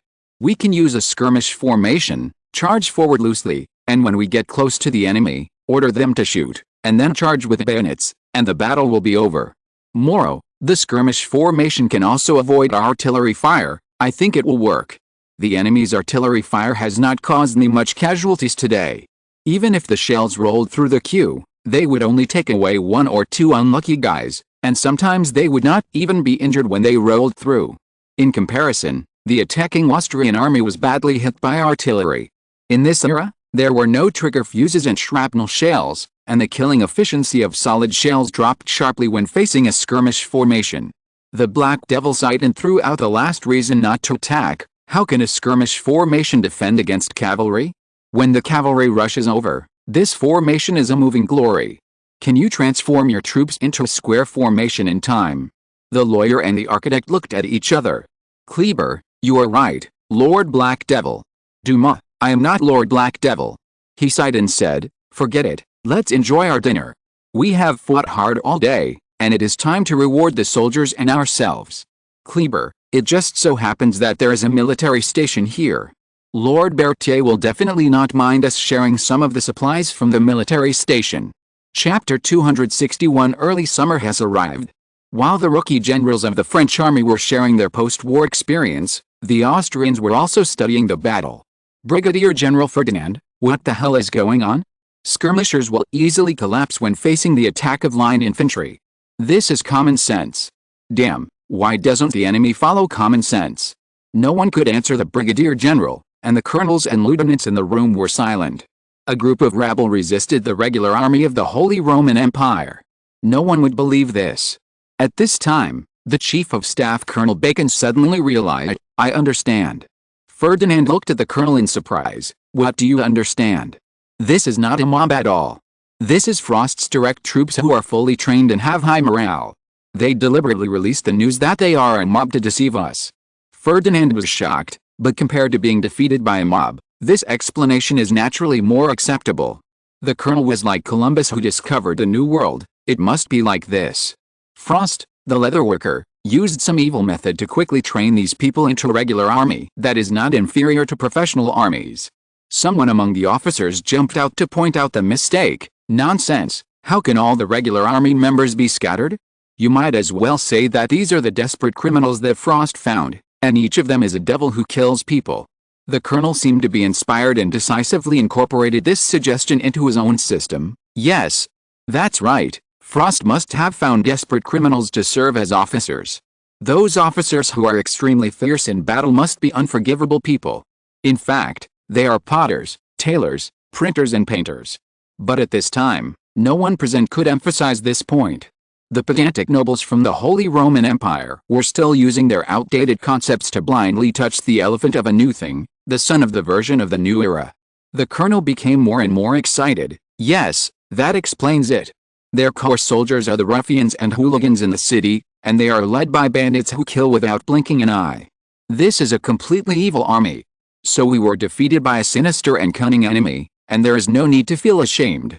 Ferdinand seemed to have finally convinced himself to accept this result. Then he mentioned another problem. However, the order we received was to capture Bobby Village, cut off the enemy's supply route, and create conditions for the main force to annihilate the enemy. After a day of fighting and suffering so many casualties, we haven't even touched the edge of the village. The colonel suggested, it's simple, just report to the Allied forces headquarters and say that we were blocked by 20,000 enemy troops and could not break through with the existing forces. The headquarters will definitely send reinforcements. Ferdinand hesitated. 20,000? From the news we received today, there are only 3 brigades in front of us. After all, there are only 3 brigades with flags. The French brigade is larger than ours. Brigadier General, just say that a French brigade has 10,000 people, and we are facing 30,000 snipers. Ferdinand, will anyone believe it? Of course, we have received news from various channels, especially the group of French nobles who defected. They said that the French army has a large number of soldiers but lacks officers. Ferdinand frowned again. We are also French fugitive nobles who told us that Frost's army was just a group of peddlers and hawkers hastily assembled, a mob, and nothing to be afraid of. So should I report that we encountered a group of tigers and wolves trained by Frost, or a group of mobs? The colonel, simple, we encountered a group of tigers and wolves that seemed to be numerous, but in fact they were well trained. Look, we actually attacked. I mean, We actually resisted for so long, what a great achievement. Ferdinand raised his eyebrows. Although the colonel's statement was full of loopholes, it was better to find a reason than to admit that he was beaten by a mob. So the brigadier general nodded, okay, report it like this, and request reinforcements. Then before the reinforcements arrive, should we stop the offensive and start a confrontation? Of course we can't stop the offensive. The colonel said hurriedly. What do you think? We can't stop the offensive. If we keep attacking, we will only lose the lives of the big soldiers and some small nobles. We have 20,000 people. We can still bear the loss of today for half a month. While attacking, we will continue to send the wounded back. The Duke and the Marshal will know that we are fighting hard when they see these wounded soldiers. Besides, what if we continue to attack and the French army's tight string finally breaks? Ferdinand nodded repeatedly, okay, that makes sense. Then we will continue to attack and then ask for reinforcements. How many reinforcements do you think the Marshal can give us? Colonel, 20,000 at least. Now, with the original troops, you will be a brigadier general commanding 40,000 people, which is larger than the largest army your father has ever commanded. Brigadier General Ferdinand was very happy, and the wrinkles on his fat face were all spread out. 40,000. Great. Because of the delay in the transmission of battlefield news, and Ning didn't know that Berthier's retreat was cut off until a day and a half later. In addition, Lasalle was gloriously wounded in the battle to prevent the enemy from arriving quickly. And Ning immediately wrote a letter, cursing Berthier as a fool. After sending the letter, and Ning's anger subsided a little, and then he realized that he was also wrong in this matter. He knew that Berthier was a mediocre person, but he still let him serve as the acting commander. In fact, and Ning didn't think he would stay in Paris for so long. He planned to come back to attend a funeral and return to the headquarters in a few days. In addition, there was no one who could serve as the acting commander at the time, so he handed it over to Berthier. He left very detailed instructions, just for a fear that Berthier would mess up. As a result, all preparations were made, but he suddenly had to stay in Paris to protect important people from the bloody terrorist storm. Even if we take a step back, with this incident, there will be a reason to never let Berthier touch the baton in the future. Without this incident, it is hard to guarantee that Berthier will not have the idea of leading the troops himself. In any case, things have come to this. It happened that the matter in Paris was almost over, and Ning packed up the cars of people who needed protection and sent them back to Marseilles. Ning let Christina participate in all aspects of this industry. When he went to the front, Christina could continue to protect important people. It was time for Ning to return to the battlefield. So after Ning finished writing a letter scolding Berthier, he rushed to the Ministry of War in Paris and asked Lazare Carnot how many troops had been reorganized. He did not count the heads in the Palace of Versailles himself because it was said that the Palace of Versailles could no longer accommodate them, so the newly reorganized troops lived in the city of Paris. Lazare Carnot got a bunch of nobles' large estates from somewhere and requisitioned them as barracks for the National Guard. After arriving at the Ministry of War, Lazare Carnot was talking to the president of the Paris Commune, that is, the mayor of Paris. When he saw Ning coming in, Lazare Carnot was a little surprised. "General, why are you here? You don't know yet? Berthier messed up. I have to go out in advance to save him." And Ning said and threw the battle report from the front line on Carnot's desk. Carnot spread out the battle report, read it and said, "I usually read today's battle report in the evening." "Oh, God, that's bad. So, you are going to go to war again?" "Yes, I came to ask you how many troops you can give me." Laser Carnot put his hands behind his back, including those stationed in several surrounding cities. There are about 700,000, which should be enough to deal with the 200,000 coalition forces. And Ning was stunned. "What? 700,000? Not bad, not bad, very good. It is 700,000, General." "Laser Zio Carnot," he said, "I promised you that the reorganization of the troops can be completed by summer. Now, spring is coming to an end, barely early summer. So your army is ready." Chapter 262, Sacrifice Now. Laser Carnot probably enjoyed Frost's surprised expression, so he stopped after he finished speaking. And Ning was shocked and complained. 700,000 people, not 7 columns, this really covers the world. Then his thoughts ran off the track as expected. He thought, damn, 700,000 people, and 7 columns, why are all these world-conquering things related to the number 7? Is this also the will of 7? And Ning was amused by this unexpected digression of his thoughts. Everything is under the control of the factory director, right? This can even be attributed to the factory director. It is suggested to check the composition. Oh, I digressed myself, that's fine. And Ning finally recovered from the shock, distraction, then rubbed his hands and asked, so can I use F2A? I mean, can we rush in and kill the coalition forces? Laser Kano shook his head. No, in this chaotic situation, we should not be able to organize the logistics to supply such a large army. My suggestion is to let the reorganized troops in various places attack the enemy nearby. Those close to the coalition forces will attack the coalition forces, and those close to the rebels will attack the rebels. Only relying on the supplies they carry can support a day or two of fighting, and then return to the city for supplies after the battle. And Ning, what do you mean? It means that each unit will fight on its own with the supplies they carry. Anyway, there are so many of them, and the coalition probably doesn't have any better solution.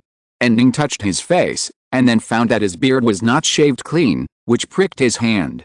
Fight on their own and go home after the battle? This is really a vast ocean of people's war. But I think we can't beat the coalition forces with just these, so how many troops can we concentrate? Laser Kano, with our current logistical capabilities, I estimate that it can supply about 200,000 troops for concentrated combat. However, there is still a big problem. What problem? And Ning asked. He had already anticipated that there would be a problem. Kano, we simply do not have enough messengers and staff officers. Using so many troops requires a highly efficient staff and an astonishing number of messengers. And Ning, don't worry about that, Berthier can handle it. Kano hesitated. Berthier? Didn't he just mess up things on the front line? Yes, this shows that he is not suitable to be the commander-in-chief, but as chief of staff, his strength is unquestionable. He will handle the command issues of 200,000 troops and make the army become like a whole. Kano, this, just messed up something and then continue to serve as chief of staff. Will it be unconvincing? And Ning asked confidently, how many people in the army do you think will question my decision? Kano stopped talking. The army had long worshipped Ning as an idol, especially the patriotic young people who had just enlisted, not to mention how much they worshipped General Frost. Kano showed a deliberate expression. Obviously he had something to say, so Ning said, just say whatever you want to say. Kano, it's like this, I recently heard a new saying in Paris that you might become the new king of France. After all, you are going to marry the king's sister. And Ning interrupted Kano. The maids in the Palace of Versailles said the same thing. They are all unfounded chatter. I lived in the Palace of Versailles just because it is the largest independent building complex in the suburbs, which can be used as a barracks, and our army is basically stationed there. And Ning paused and continued, besides, you all say that I am a modern Caesar, and I also want to be a Caesar. Although the emperor is now respected as Caesar, I am talking about the original Gaius Julius Caesar here. Not the one with the surname Augustus. You should also be familiar with history. Kano nodded, yes, although I don't know as much as Colonel Bonaparte, but yes, I know that Caesar. And Ning, did he become emperor? No, sir. That's it. After that, and Ning brought the topic back to the issue of sending troops. How soon can I lead my troops to the battlefield? If it is an army of 200,000, it will probably take a few days to prepare. If you only plan to lead the troops originally placed in Paris as the General Reserve. Wait a minute. And Ning interrupted Kano again. The 200,000 you just mentioned does not include the number of General Reserves. Yes, there are 200,000 newly formed troops in Paris, which is the single city with the most troops in the entire region. Then there are 50,000 in Lyon and... Okay, no need to report to me in detail. I can't command these troops anyway. So, my order is, General Reserve, don't move. Wow, I wanted to say this line when setting up the General Reserve. And Ning continued, let the newly formed troops in Paris prepare for departure, and issue orders to the scattered armies as quickly as possible, letting them fight on their own and attack the nearest Republican enemy. One day later, Napoleon, who was defending Sedan, was suddenly awakened by his staff. Sir, come and have a look, something happened. Napoleon said sleepily, what's the big deal? What else could it be? Isn't it the enemy attacking the city? What's the matter? I didn't hear any cannon fire. As soon as the voice fell, a cannon fire was heard. Napoleon quickly identified it as an artillery fire outside the city. Good, the Austrians are attacking the city. Napoleon stood up from the bed while rubbing his hands. The staff said, "No. Something happened. There is a troop from nowhere outside, attacking the coalition forces besieging the city." Napoleon was overjoyed. "What? Could it be Andy? Sir Frost coming?" "No, I didn't see the general's flag. It's a completely new unit. We can't recognize the flag. If it weren't for the tricolor flag in our uniforms, we might have thought it was the enemy's reinforcements." Napoleon frowned and looked at the staff officer. "What nonsense are you talking about? Look for yourself." Napoleon pushed the staff officer away, walked out of the room at a brisk pace, and climbed up the city wall. There were already several staff officers and officers on the city wall looking outside with telescopes. Napoleon grabbed the telescope and looked out with his eyes. Then he was stunned. This army! How can it attack the enemy with a skirmish formation? The staff officer, "I don't know." Another officer said to Napoleon, "Is there a possibility that they can't march in a horizontal formation to attack?" Napoleon frowned. "Well, the new recruits recruited by laser. There is such a possibility." At this time, a song floated from the French army outside the city that was attacking the coalition forces. It was the Roman Ode. Napoleon's brain was working rapidly. The coalition forces outside the city were caught off guard by the sudden appearance of a large number of French troops, and they were obviously in chaos now. Because it was a siege, cavalry was useless, so the enemy outside the city had no cavalry. No cavalry meant no reconnaissance, and the enemy was attacked by surprise. And yesterday, the enemy launched an attack on the fortress for a whole day, and they should be quite tired. Napoleon suddenly realized that the time for him to make a name for himself might have come. "Messenger, wake up everyone in the fortress. Artillerymen take up their positions immediately." In fact, after the sound of artillery outside the city, many soldiers defending the city had already woken up and automatically ran to their positions. Napoleon, "No, no. Don't ask them to go directly to the city wall, let them assemble in the central square of the fortress." The troops stationed in the fortress were all well trained, so they assembled quickly. Napoleon stood on a carriage of the logistics department and shouted to the soldiers who looked puzzled, "I am going to recruit some volunteers now. Now there is a troop coming from somewhere outside the city, and it is fiercely attacking the coalition forces besieging the city. This troop may have only tens of thousands of people, or even less, and they are obviously untrained and can only attack in a skirmish formation. However, they still threw the coalition forces into chaos. I am going to recruit some volunteers now. Follow me to leave the fortress, and take advantage of the chaos to attack the coalition forces besieging the city. This is a one-way operation, because the city gates will be closed immediately after leaving the city, and then the deputy commander of the fortress will take over the command. I don't know if we will win. It is possible that we will become prisoners of the enemy or even die on the battlefield. Now, those who want to go with me, take a step forward." When Napoleon was speaking, the soldiers were already looking at each other, and when they heard his last sentence, almost everyone took a step forward. "Napoleon, courage is with you. It is time to die bravely. Open the city gates." Chapter 263 Napoleon, the Man of Destiny.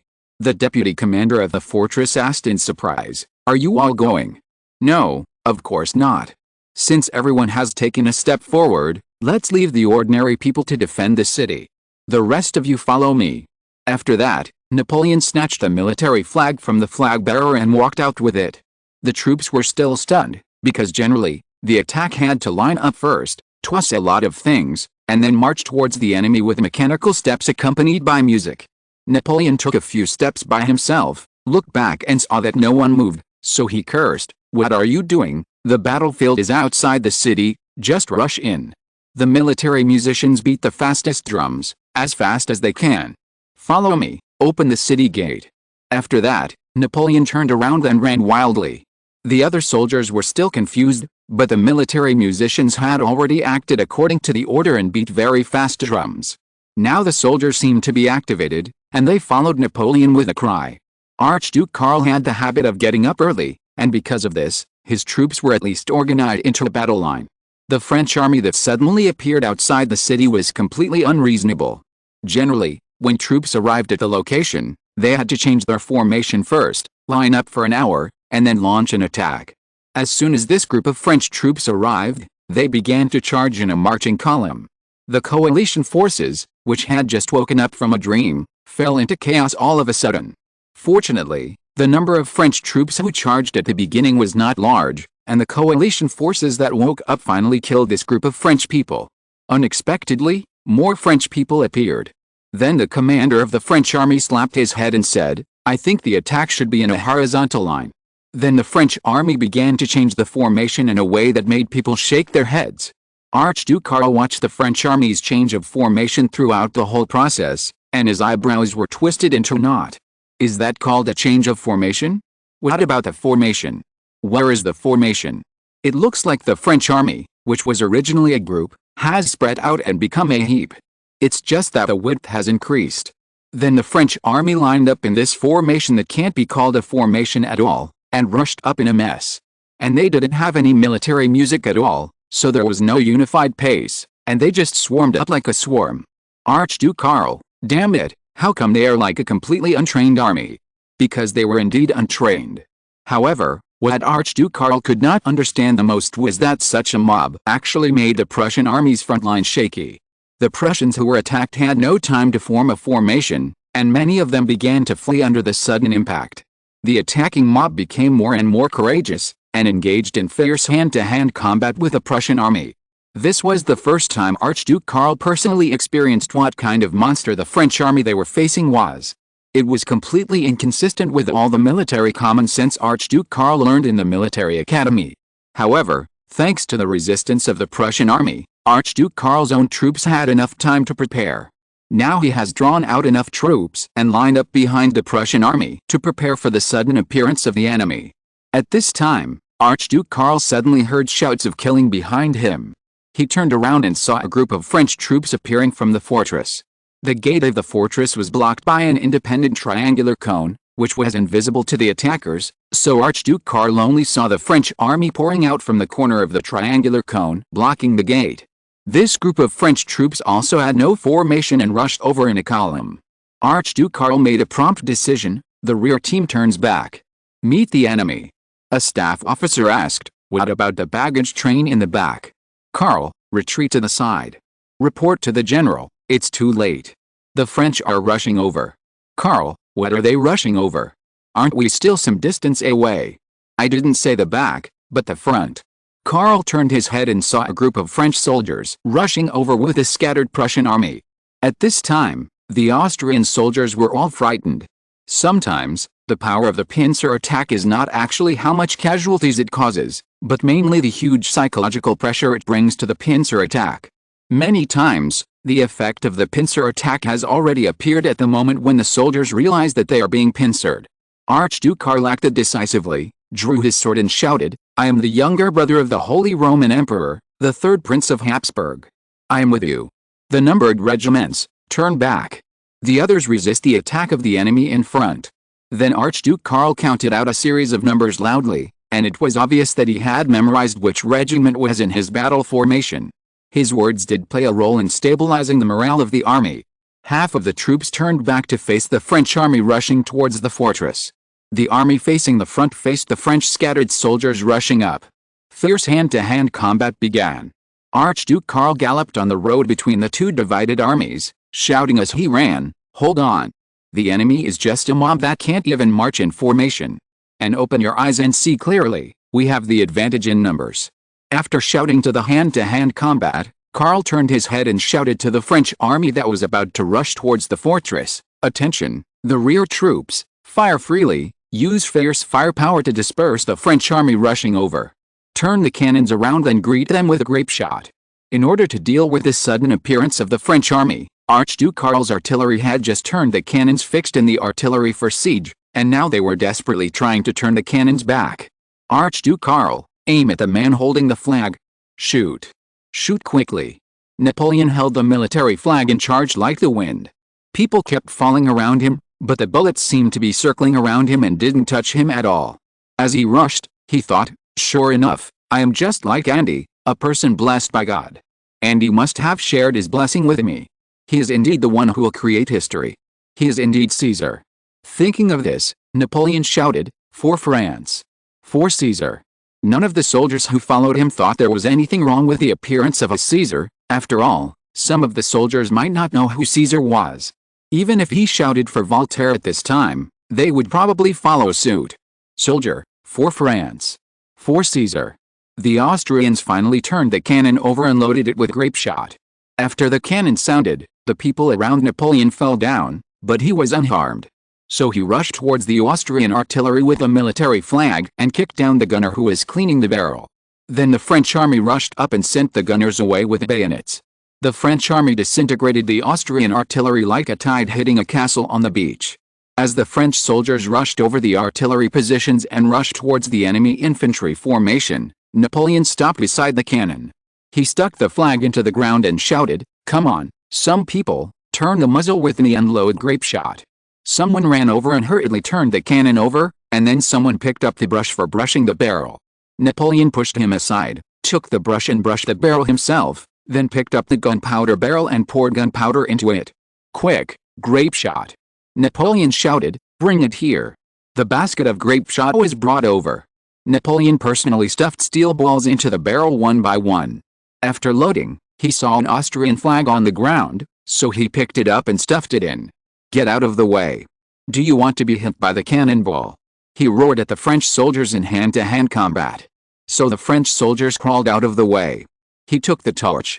This shot, "Let the Holy Roman Empire go to hell." He lit the cannon. I want to explain that the current system of Kidian.com, if you don't write the last author's words, a stupid author's words asking for monthly votes will automatically appear. What a fucking idiot. I wrote this book just for my own pleasure, otherwise I wouldn't have opened such a niche topic. So far, I have never asked for a vote. If you're listening to this novel on a channel other than Fanfic World, it means they downloaded and uploaded it without effort. We cordially invite you to visit our channel, Mundo Fanfic Novelis. There you'll find the original version of this story and you can explore many other novels of various genres. We're waiting for you to immerse yourself in a world of incredible novels. Chapter 264 Long Live General Napoleon.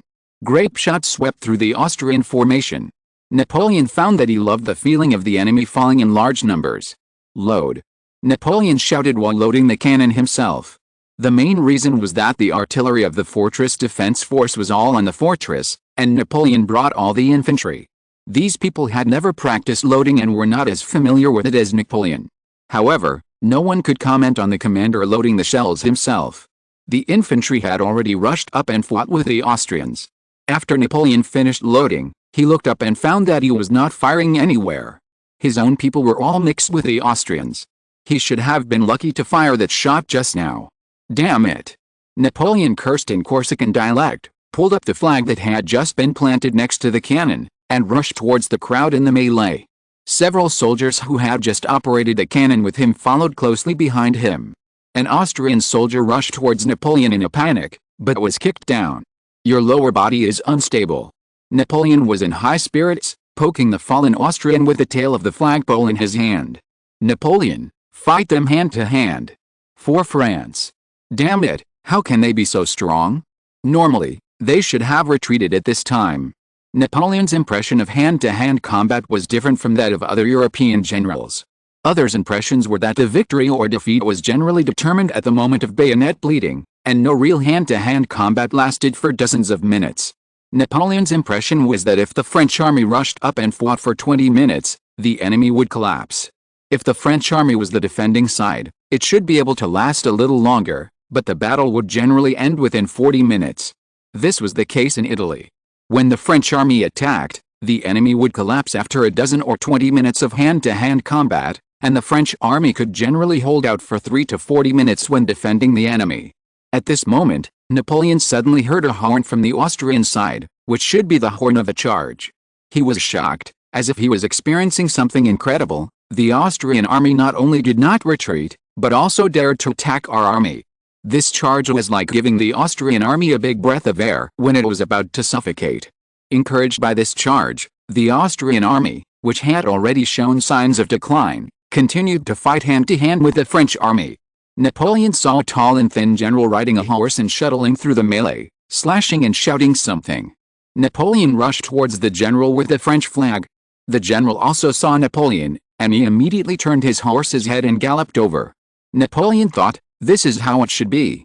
When the situation is at a stalemate, I cut down the enemy's generals and became the last straw that overwhelmed the situation.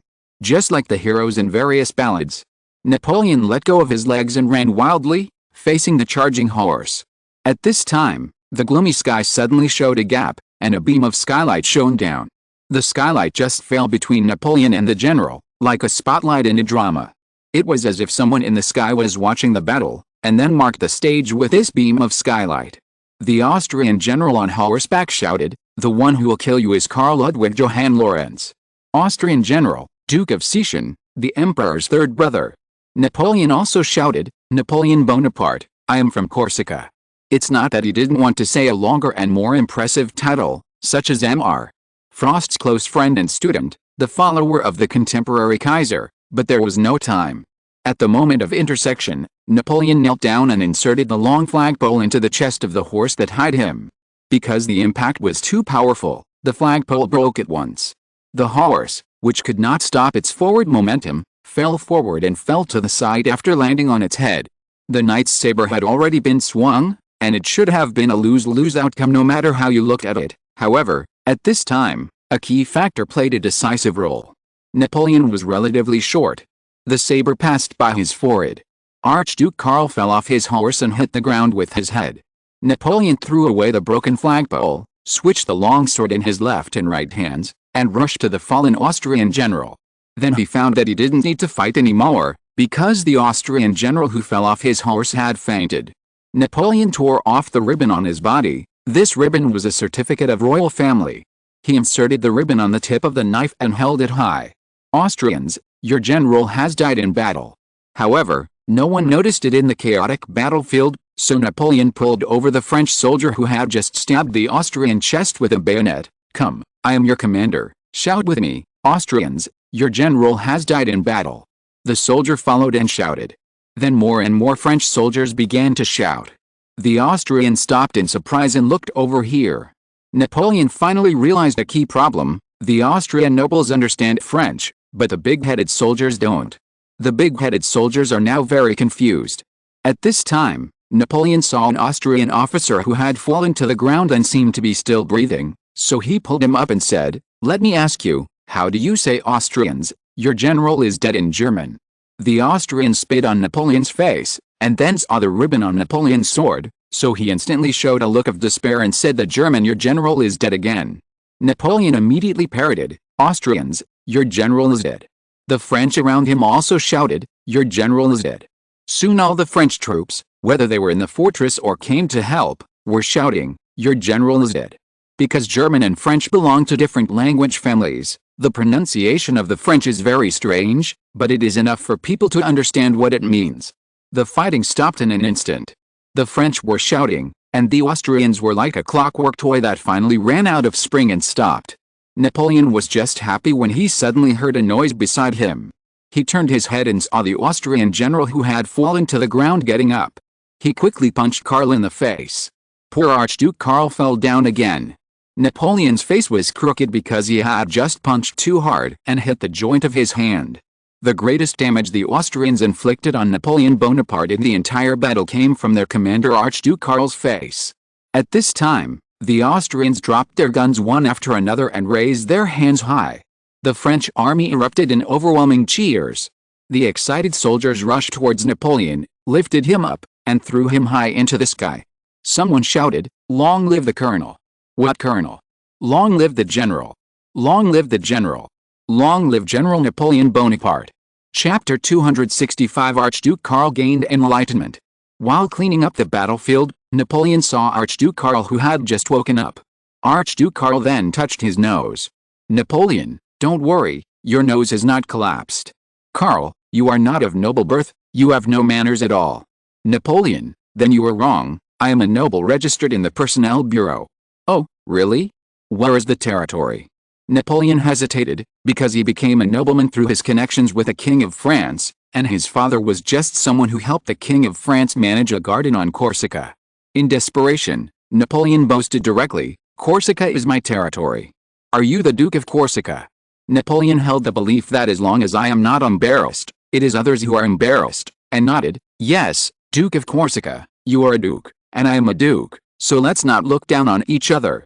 Karl, I am also the Emperor's third brother.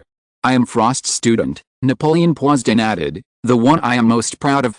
Karl seemed to be recalling something, and suddenly he realized, you are the Corsican follower of the cobbler. Napoleon, asshole. You should call him General Frost. Napoleon was going to slap Karl in the face, but he finally held back. Karl, I don't mean to offend, it's just that all the nobles around me call me that, I'm used to it. Sorry. Napoleon, you don't know how great a man General Frost is. Think back to how you seemed to be defeated. Did you know that as early as 1784, the general had foreseen how terrible the combat effectiveness of the national army would be after the rise of the nation-state? Karl frowned. 1784. Yes, at the Brienne Military Academy, Frost told me at that time that now all the armies in Europe are private soldiers of the nobles, and the soldiers don't want to fight, so they have to be restrained in dense formations, surrounded by aristocratic officers, and then they can be allowed to charge under fire. But the nation-state is different. The soldiers fight for their own nation and their own country. Every soldier is full of desire to fight. Archduke Karl showed an expression of enlightenment. The nation-state, everyone is full of desire to fight, so you can use a skirmish formation to launch an attack.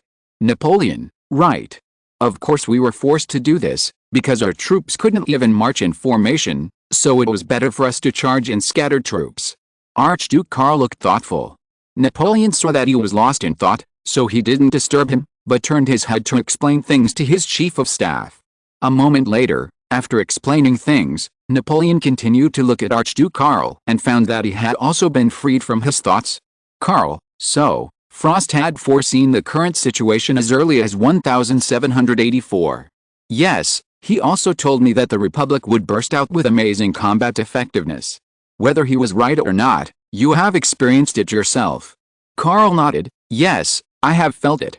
Before, we got news from the French nobles who defected to Austria, and we thought it was just a group of rabble, but we didn't expect there was another mystery.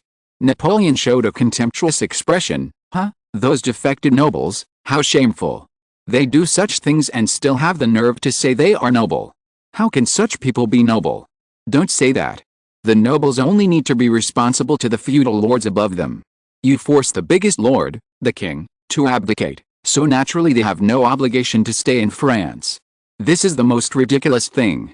Napoleon pointed at Karl's nose. Oh, sorry, I just pointed out of habit. When Andy and I argue, we always point at each other like this. Andy. Karl nodded, without saying anything more, but made a gesture of invitation, motioning Napoleon to continue. Napoleon continued, from now on, there will be no such ridiculous feudal affiliation. On the territory of the Republic, there is only one nation called France. Everyone is loyal to the French nation and the Republic as the representative of the nation. The end of the lords is here. Karl, you will be besieged by the kings of all Europe. Let them besiege. Napoleon held high with a fearless breath. The Republic will not fail. Frost will not fail. Karl looked at Napoleon and seemed to be shocked by the aura of fanaticism emanating from Napoleon. Napoleon spoke passionately, then finally calmed down, and finally remembered why he came to see Archduke Karl. By the way, I came to you to inform you of my future treatment. I will first put you under house arrest in the fortress, and then ask the National Assembly in Paris how to deal with the brother of the Holy Roman Emperor. Karl, will I be executed? If it were in the past, I shouldn't. You sign an agreement not to participate in the war against France within 1 year, and then ask your brother to send a ransom, and you can return home intact. I mean, except for the crooked nose.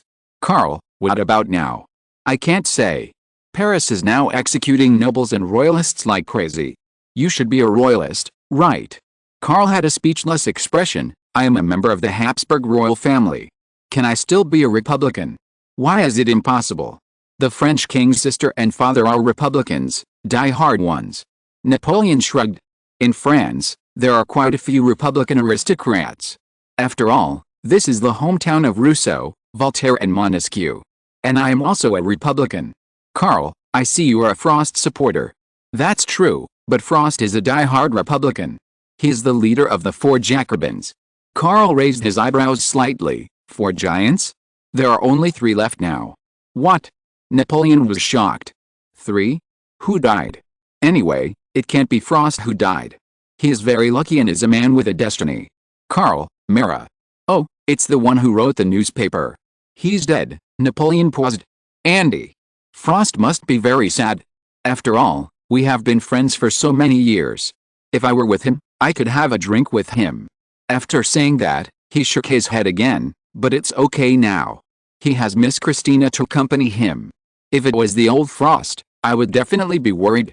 Anyway, this is how it is. Before Paris issues a punishment for you, just relax and live in the fortress. But I can tell you that in the French army, officers and soldiers eat the same food during wartime. This is a tradition started by Frost. But I heard that he wants to drink the best red wine. Do the soldiers also have it? Napoleon, that is limited to the battlefield.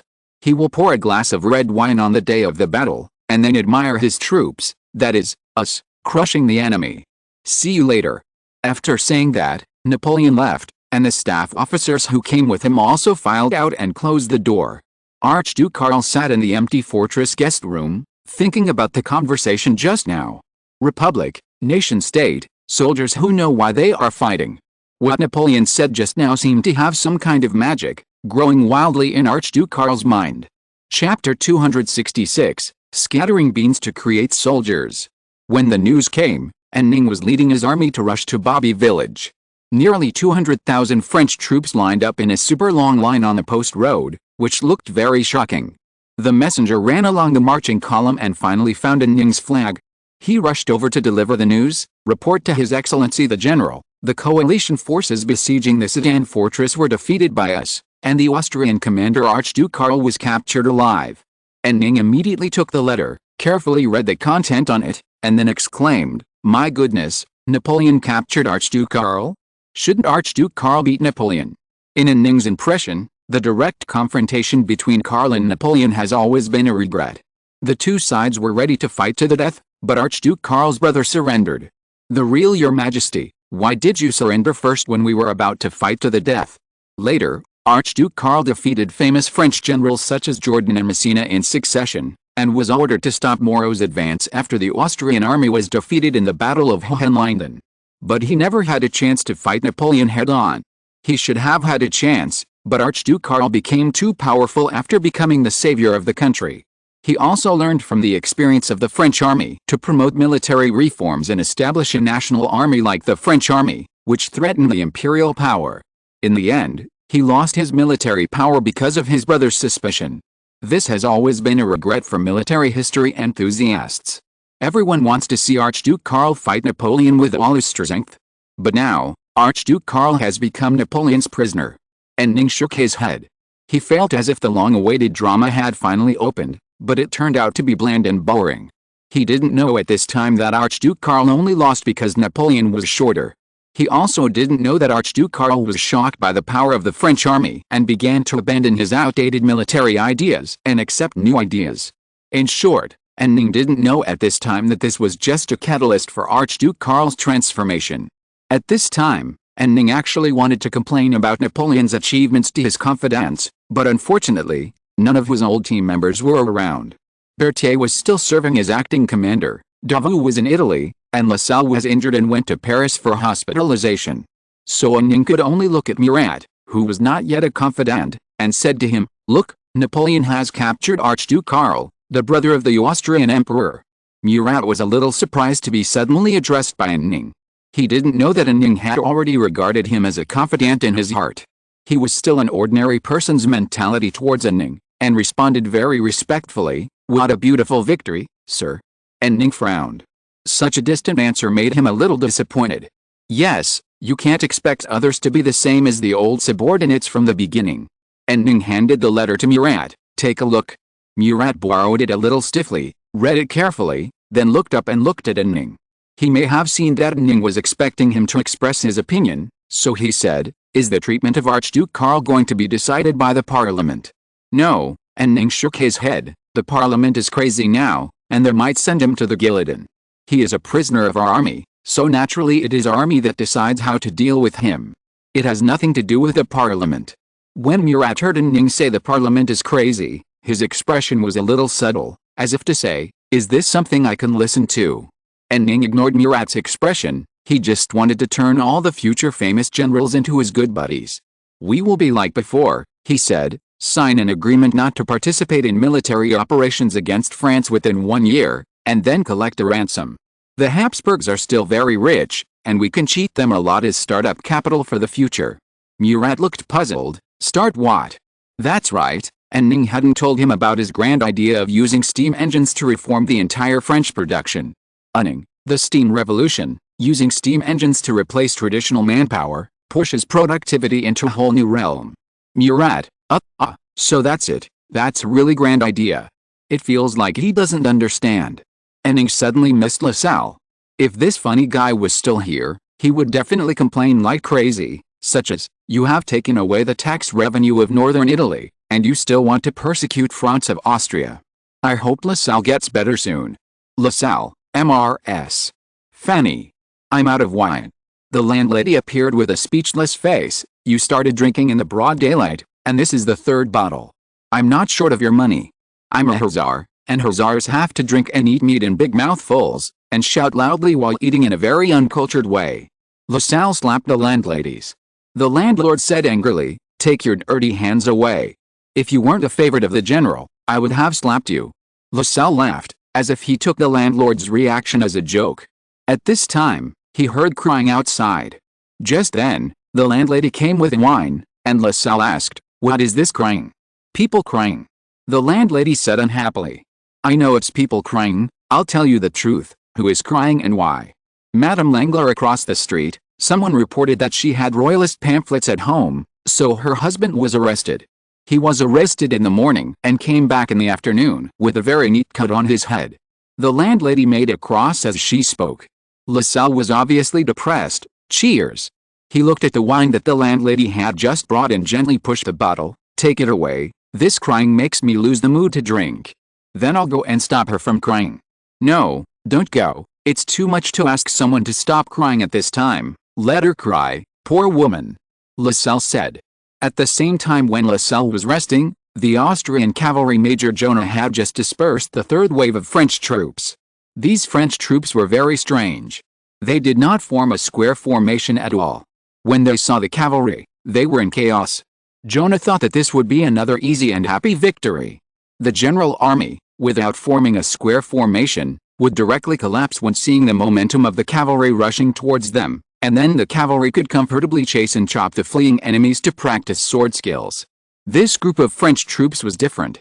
They did collapse, but after escaping to a place where the cavalry could not perform well, they turned around and started shooting. To disperse such French troops, you have to rush up and chop off a few heads with sabers.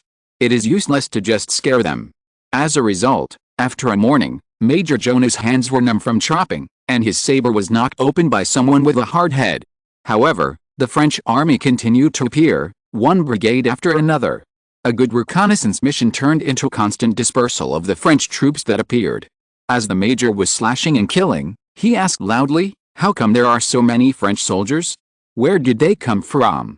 The major's subordinates replied, "Major, have you read the 1001 Nights? There's a story in it about seeds that can turn into soldiers when they are sown. Maybe Andy Frost got this treasure." Jonah cursed and was about to chop at a new head when he was shot. He fell off his horse. When he saw the dizzy scene, he wondered, "What happened to me? Was I shot?" Then he hit his head on the ground and fainted. Chapter 267, The Chain Reaction of Digging Up Old Scores. In the Allied Forces headquarters, Duke Brunswick and Marshal Alvinzi were puzzled by the reports of the French army coming in like snowflakes. How come so many French troops suddenly appeared? Marshal Alvinzi frowned. "French troops are everywhere. Have we poked the French army's lair?" Marshal Alvinzi still had the old thinking. The two armies fought to the death, and the people watched the show. The coat of arms of the winning side would be hung. This was also the norm of feudal wars in Europe for so many years. It was still like this during the 7 Years' War 10 years ago. He had no concept of nation-state and universal soldiering. Duke Brunswick, these must be mercenaries. The French paid a lot of money to hire so many troops to fight us. Marshal Alvinzi turned his head and asked the chief of staff beside him, "Are there any reports that these French troops have Italian or Swiss accents? Or the accent of Hessen?" "No, Marshal." The chief of staff answered simply. Alvinzi glanced at Duke Brunswick. The Duke shrugged. I was just trying to explain why so many French troops suddenly appeared. Alvanzi was about to speak when a messenger suddenly ran in. Report. The troops besieging the Sedan fortress were defeated, and His Majesty France's brother was captured by the French army. What? Alvanzi was shocked. He immediately went over to take the letter, opened it and took a quick glance. Damn it, this is bad. How should I tell His Majesty this news? He fell into the hands of the French, who are madly slaughtering nobles. The Duke of Brunswick came over and took the letter, glanced at it, and then said, "Calm down, the Archduke should still be in the fortress now, we just need to dispatch troops to surround the fortress again." Alvanzi: Yes, then the troops we can withdraw immediately. Yes, there are, but they are going to reinforce Bobby Village.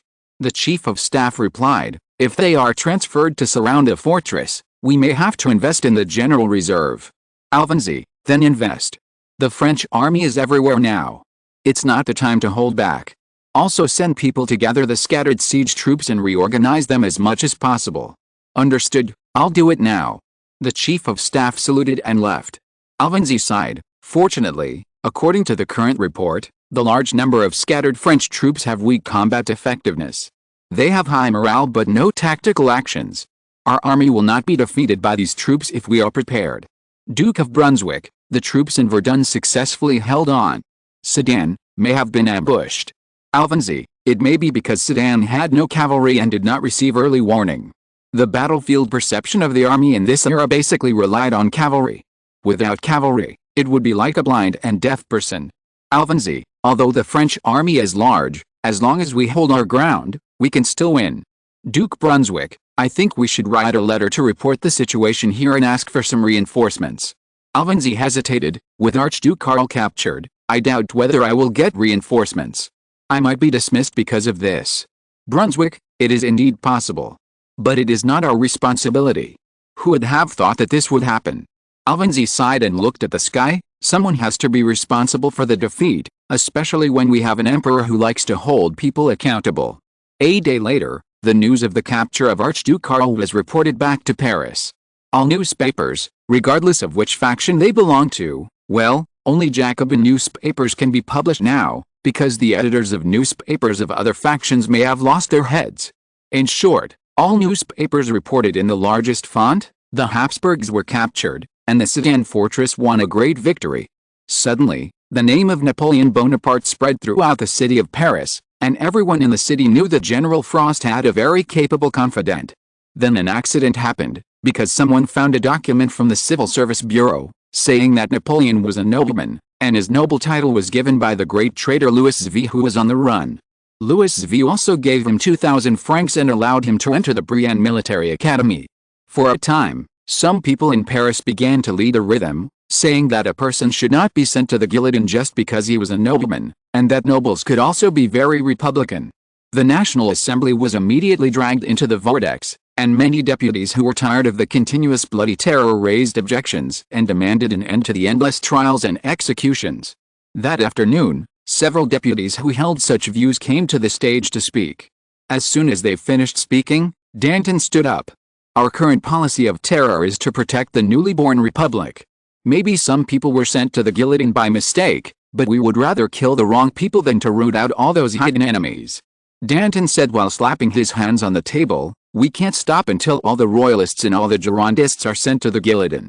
Someone immediately stood up to object. Have you ever considered that it is precisely because of the indiscriminate killing of many innocent people that many people are disgusted with the new French Republic? Even Frost is disgusted with indiscriminate killing. He has been sending people from Paris to Marseilles. We all know that he is protecting these people. Danton: Frost also agrees with the policy of terror. He sent people to Marseilles just because he wanted to complete the steam revolution he envisioned. These people are going to build steam engines. Bullshit steam revolution. He also sent Mr. Equality to Marseilles, and remember, it was at the most critical moment that he decided to marry the king's sister. So Louis VI, who was originally going to be executed, ended up being exiled. I think he is actually a royalist, a very hidden royalist. You'd better send him to the guillotine too. As soon as these words came out, there was an uproar, and both those who supported the policy of terror and those who did not in the parliament were shocked. Frost is a royalist. Such rumors have actually been circulating in Paris for a long time, but no one dared to say it directly. Especially saying it openly and uprightly in Parliament. Some frightened parliamentarians began to quietly leave. The crowd watching the Parliament was also in an uproar. Suddenly, someone in the crowd shouted, "Send this person who spreads evil words to the guillotine." This was immediately responded to, and the crowd shouted enthusiastically, "You actually want to execute our hero? Send him to the guillotine." The parliamentarian who spoke was fearless. The personal rights of parliamentarians are sacred and inviolable. This is stipulated in the Constitution. Even if I am really a royalist, you can't judge me and send me to the guillotine. Danton was about to speak when Robespierre stood up. He pushed his glasses and said gloomily, "That's right, the Constitution stipulates that the personal rights of members of Parliament are sacred and inviolable, so I can't judge you and send you to the guillotine. That's why we haven't been able to completely eradicate the royalists." You.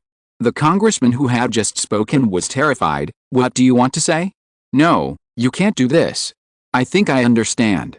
The trouble with France lies here, in this chamber."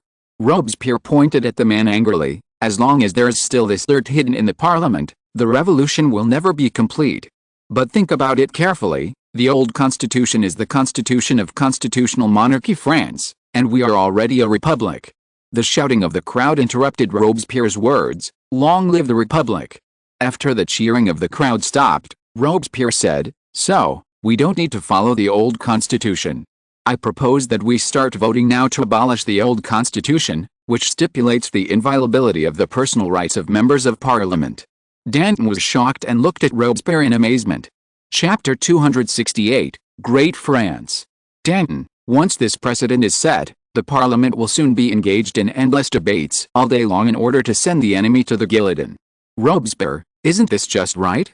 We are actually kind enough to give the enemy a chance to defend himself. If he can convince everyone, the citizens who are watching, he can live. How merciful. Everyone looked at each other. The member who had been standing and said that Frost was a royalist hesitated for a long time, and finally said, "This will be the beginning of majority violence." Majority violence. Robespierre snorted coldly, "You are indeed a traitor. You actually said that all our previous decisions were wrong because they all followed the principle of majority violence. You are indeed a traitor. Let's first vote to cancel the personal rights protection of members, and then vote to execute you. We must be cold to the enemy." As soon as Robespierre finished speaking, Saint Just stood up and sang the famous line from the chorus of Ode to Rome, "Use the blood of the enemy to irrigate our land." After he sang this line, he continued to sing, and as a result, all the onlookers sang along. The members looked at each other, and then someone stood up and sang along. One after another, many members stood up, and the entire chamber began to sing the Ode to Rome. Without exception, the expressions of those who did not sing were all abnormally terrified. Perhaps they had realized what was going to happen next.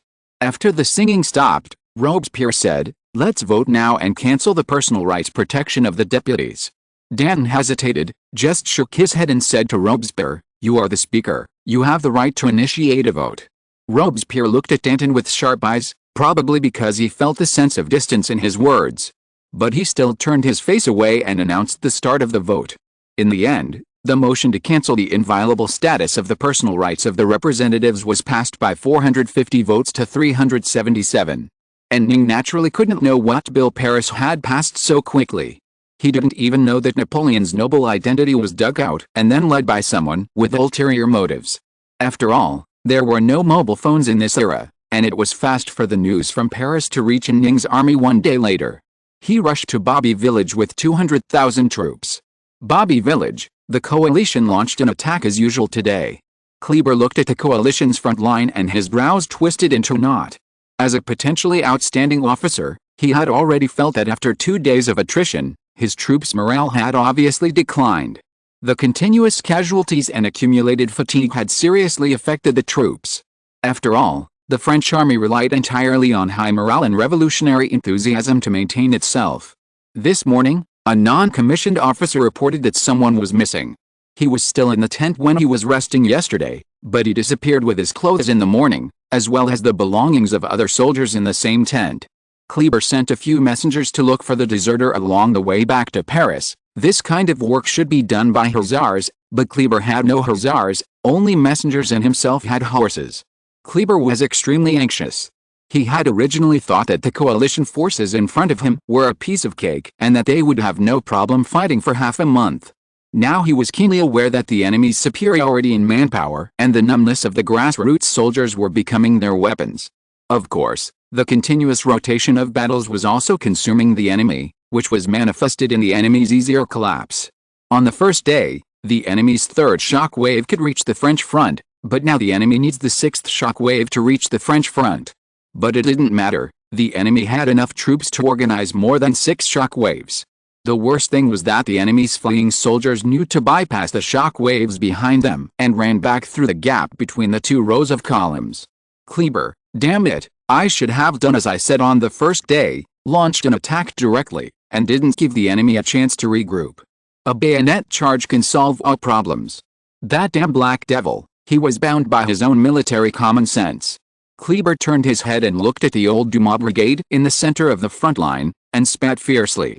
No matter what, let's rush up, defeat the enemy and then attack the enemy's flank. Brothers. Kleber stood on the carriage used as a cover, waving the knife in his hand and said, I know you are about to be dragged down by this endless round-robin battle. I don't think this can go on. He paused, glancing at his soldiers. He was unsure whether he could once again inspire high morale among these tired-looking men. But at this time, he had no choice but to go ahead. Kleber, follow me again. This time we must end the battle once and for all, rush all the way to the enemy's camp, seize all the enemy's supplies and baggage, leaving them with no place to reorganize. We have repelled countless enemy attacks over the past few days, but because the enemy's camp was still there, those who ran back fled to the camp and were reorganized. As long as we rush through the enemy's camp, they won't be able to organize themselves.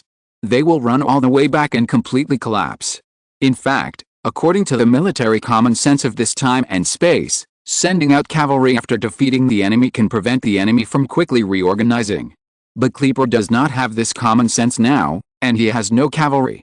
So he can only think of a unique way to win: use infantry to chase and occupy the camp that serves as the enemy's assembly point. Generally, there will be garrison troops left in the camp. If these troops are defeated together, the enemy can only keep running. Kleber, in the past 3 days, many of our comrades have died in the wilderness of Bobby Village. If we are defeated in the end, we and these comrades will be called sinners of France together. Then Kleber pointed in the direction of Bobby Village in the back. If we run this way, we are cowards. Pointing to the other side with a knife, and if we go this way, we will become heroes, and even those dead comrades will become heroes together. To be a hero or a coward, the choice is ours. Because we are free citizens. Come on, choose. And I choose to be a hero. After speaking, Kleber took off his hat, stuck it on the tip of the saber, jumped off the carriage, and took a firm step. He was tall, and with the length of his sword, his hat could be seen by almost everyone. But the soldiers did not follow immediately. They were too tired, and they did not understand some of the words in Kleber's speech. The word comrade was too difficult for the big boss. Suddenly, a young drummer followed Kleber, beating the drum. The drummer was only about 16 or 17 years old, still a young child, with a child's unique pink on his face. The child beat the marching drum and marched forward without hesitation. All of a sudden, the most magnificent scene in the French Revolutionary War appeared. In front of them was a vast array of Allied forces, and an officer with his hat raised high was fearless and faced them. Behind the officer was the young drummer.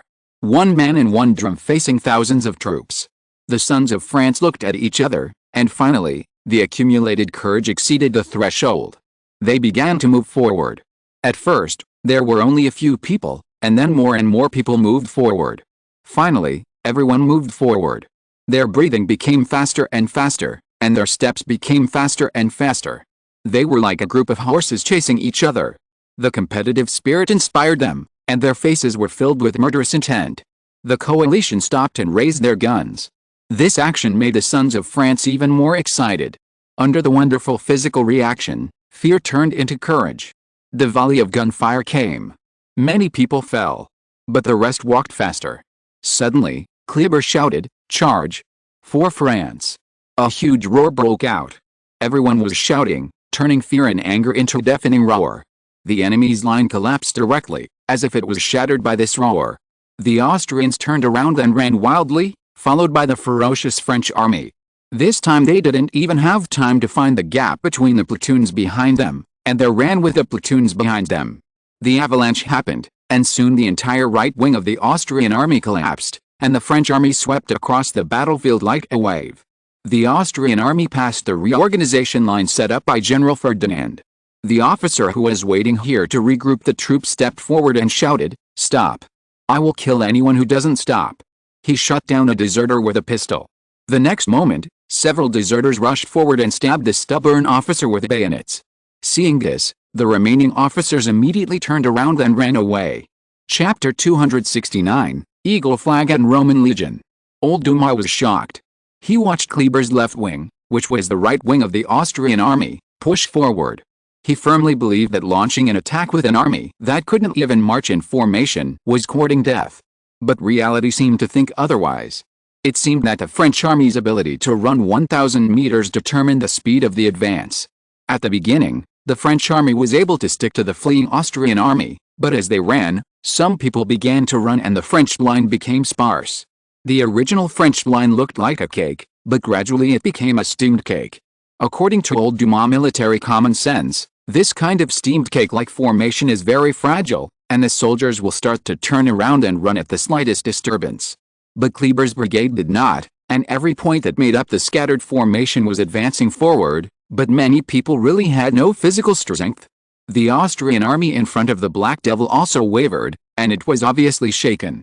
Many people's steps obviously slowed down, so the marching column also became bent, and the positions of some officers became convex, and the rest of the parts were sunken.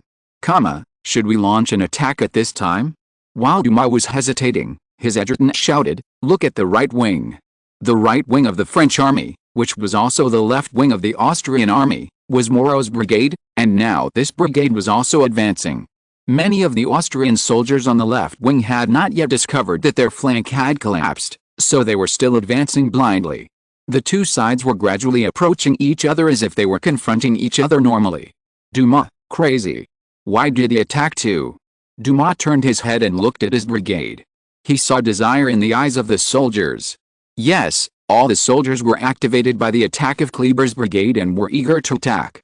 At this time, no matter how pedantic one is, he knew that he should attack. Dumas muttered, "It's crazy. They actually let people who can't even march in line attack. This world is crazy, and I am crazy too." Buglers, blow the bugle, and musicians beat the drums of attack. At this time, the Austrian army actually still had a way to resist. After all, only 1/3 of the 20,000 people had collapsed.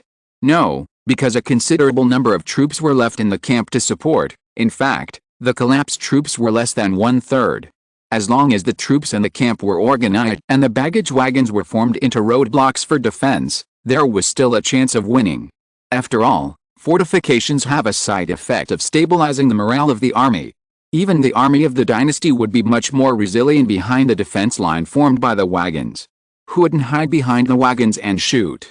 However, at this time, a huge change led to the defeat of the Austrian army. Brigadier General Ferdinand looked at the collapsed left wing, his fat cheeks twitching. What the hell, this? Suddenly, he stared at the French flag on the third slope opposite. That flag? Come, look at the flag over there. Is it Frost's flag? Colonel Bacon, who was pulled by Ferdinand, picked up the telescope and looked at the French flag opposite. No, it's just an ordinary French flag. The shield is the same as yesterday, without any new decorations.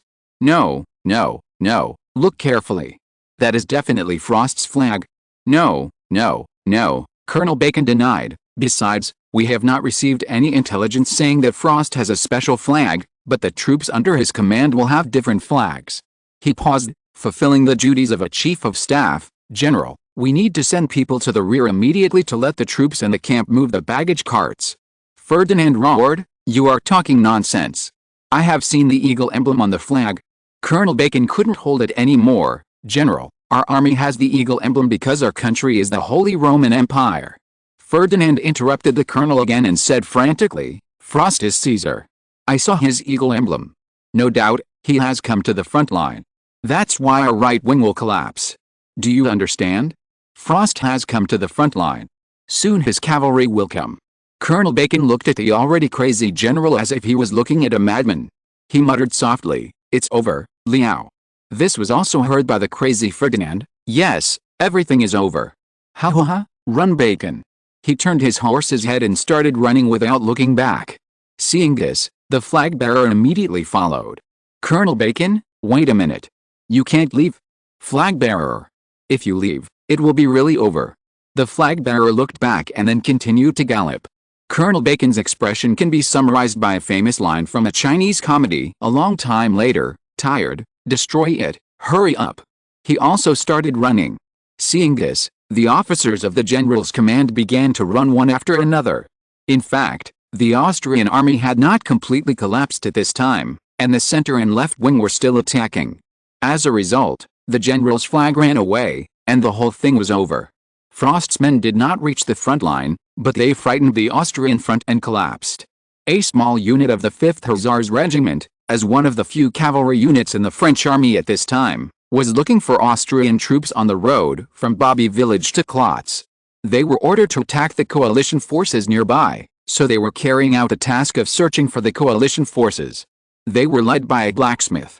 The officers and a considerable number of soldiers of the 5th Hussars Regiment defected, and the remaining team were all deeply influenced by the Enlightenment and had a sense of belonging to France. Although the blacksmith who led them was a German. The cavalryman who had been wandering aimlessly, trying to find a baggage convoy to fight, suddenly found a large number of Austrian soldiers who had collapsed in the direction of Bobby Village. So the cavalryman happily launched a charge and captured hundreds of people at once.